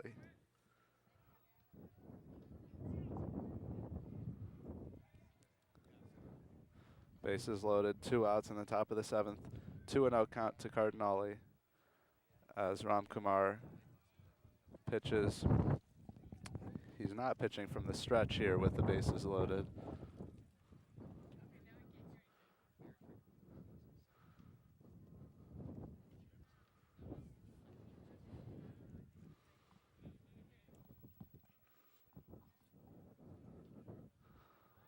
And Kron and Ram Kumar have a quick meeting here, 2-0. Obviously a key time in the game here. And force out at any base at this point with 2 outs and the bases loaded. And that one again low, 3-0. So Cardinale will likely see something to hit here as Ram Kumar's got to pitch a strike to avoid walking in a run. Now the pitch. And taking all the way is Cardinale, low, and Ram Kumar walks in Eric Peterson. So it's now 3-0 St. Francis. Number 9, Hunter Simmons. That brings to the plate Hunter Simmons, the DH. Has not had a hit yet. Grounded into a double play, flew out, and struck out. As the bases are still loaded here with 2 gone in the top of the 7th. The Vikings need to get by this and get to the bottom of the 7th when they'll try to cut into this lead. That one fouled out of play on the right side.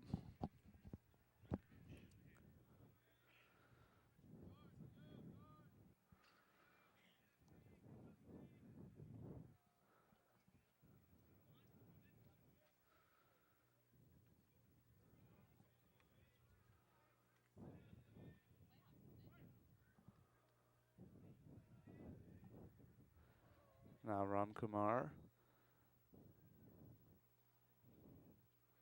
delivers.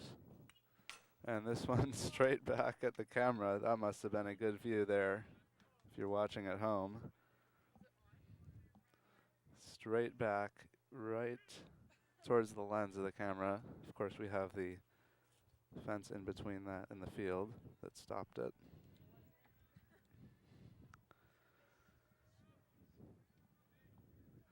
So Simmons now in an 0-2 hole to Ram Kumar. But he grounds this one sharply, and Strong will throw all the way over to first and gets the out. Simmons grounds out, and we're headed to the bottom of the 7th now. 3-0 St. Francis.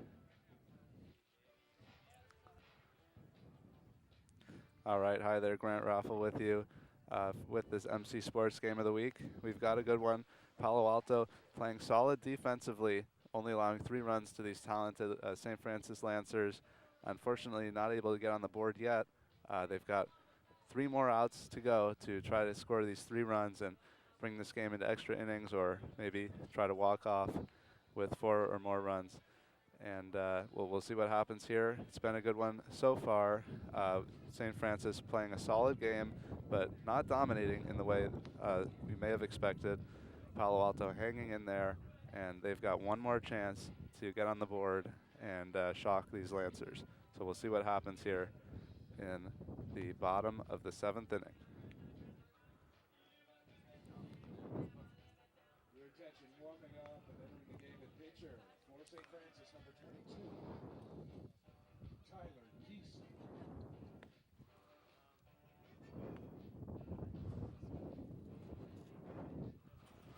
So now coming into the game and warming up there, as you see, is Tyler Deason.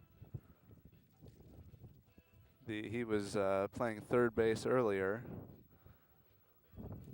and now comes in to try to close this one out. The Vikings order, well, it looks like they'll have a pinch hitter here as in Ehrlich's fifth spot. Looks like Sean Harvey coming in. And following him will be Michael Strong and then Rowan Thompson. So the Vikings starting with their fifth spot and a pinch hitter here in Sean Harvey, trying to get back in this one. They need 3 runs to bring it to extras, 4 to win, and they've got their work cut out for them against Mark Deason here as Harvey shows bunt but pulls back, and that's ball 1.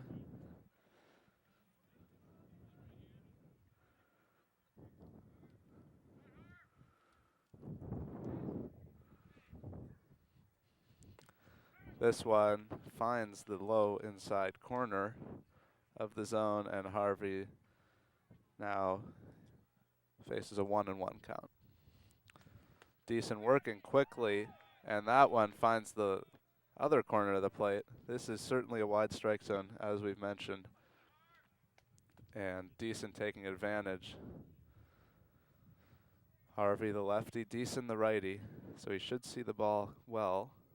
And Harvey grounds this one slowly to third, tries to beat it out, but does not, and thrown out at first. 1 down now in the bottom of the 7th. So the Vikings down to their final 2 outs. Shutout so far through 6 1/3 innings against St. Francis. St. Francis multiple aces on their pitching staff, and the Vikings have been unable to score on them so far. Strike 1 to Strong. Now the second pitch, and Strong hits that one down the line, and that's fair, and into the corner it goes. Strong going for 2, and he's in there with a double. Michael Strong with a nice double down the right field line, barely fair. Almost hesitated as he was going down the line, as it's very difficult to see that right field line in the outfield due to the grass, but that's fair.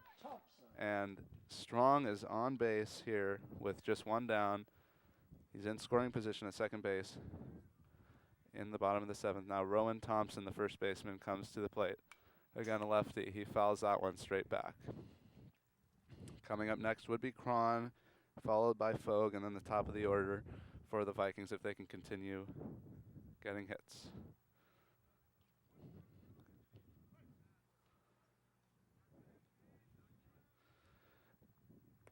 So Strong playing a strong game here, as he's had 2 of the 3 Viking hits, 2 for 3 on his own with a single and double, and a ground out, which he almost beat out for an infield hit.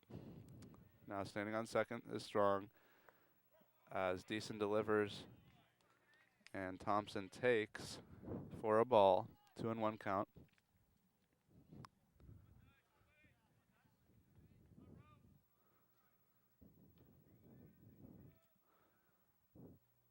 This one inside, and that brings it to 3-1, so Thompson could see something to hit here.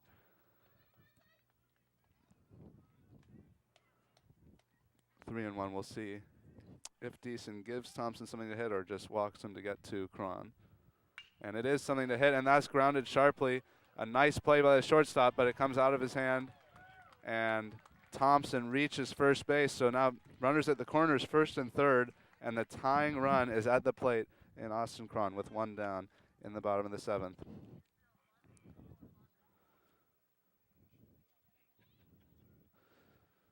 That one there, Michael Strem, the shortstop, made a great diving play, diving to his right, but when he went to reach for the ball, could not handle it, and there you see, coming down the line quickly was Rowan Thompson, and Strem unable to get the throw off. Would have been a very close play if he could have handled the ball and gotten it. So Austin Cron now steps in. Cron grounded out and was hit by a pitch so far. That one catches the very outside of the plate. As the curveball comes in, and Cron down 0-1. Bottom of the 7th here at Palo Alto High School on the MC Sports Game of the Week. Michael Strong at third, Rowan Thompson at first, as Cron grounds this one to first. Double play ball as they go to second and get the one out, but Strong does come in to score, and the Vikings are on the board here, 3-1, but 2 outs now in the 7th. So Cron will get credit for the RBI there, an RBI ground out, fielder's choice. As let's take a look at that. Grounded to the first baseman. Just get Thompson at second, but Cron coming down the line at first. No throw to first, as now the tying run at the plate with James Fogue. Cron at first. Here's the pitch. Right down the pipe. Strike one. Gerald on deck should Fogue reach.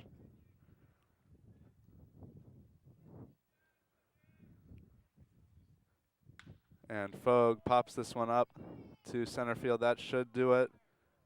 And catching it is Court Peterson, and that's the end of the game. Palo Alto falls to the St. Francis Lancers 3-1. Palo Alto does get on the board there in the bottom of the 7th, though, and avoids being shut out and finishes with a 3-1 loss to the Lancers. The losing pitcher is, well, I guess it would be, it's got to be, yeah, it's Danny Ehrlich. He gave up 2 runs in 4 2/3. The winning pitcher would be the starter for St. Francis, John Gavin. And Deason gets credit for the save. So a couple players of the game here for both teams. For Palo Alto, I think it's got to be Michael Strong. He played a great game, almost 3 for 3, but 2 of the 3 Vikings, or 4 Vikings hits now. Great job by Strong. St. Francis didn't really have that one player that did everything, but a couple come to mind. Court Peterson, Michael Strem, Tyler Deason doing it all, playing third base, getting a hit, and closing out the game. So it's been a good one here so far. 3-1, St. Francis beats Palo Alto. St. Francis, a highly rated team, so not really a surprise here. Palo Alto put up a good fight. We'll have some practice to do as they enter into a few more tough non-league games, and then eventually their league season opens. So we'll be back with you on the MC Sports Game of the Week. In the next few weeks, we'll get our schedule going. We'll let you know what we're doing. We're looking to do all sorts of spring sports, including more baseball, maybe some lacrosse, track, swimming. We'll let you know. So for now, I'm signing off. Grant Raffle, final score here, St. Francis 3, Palo Alto 1. We'll see you next time.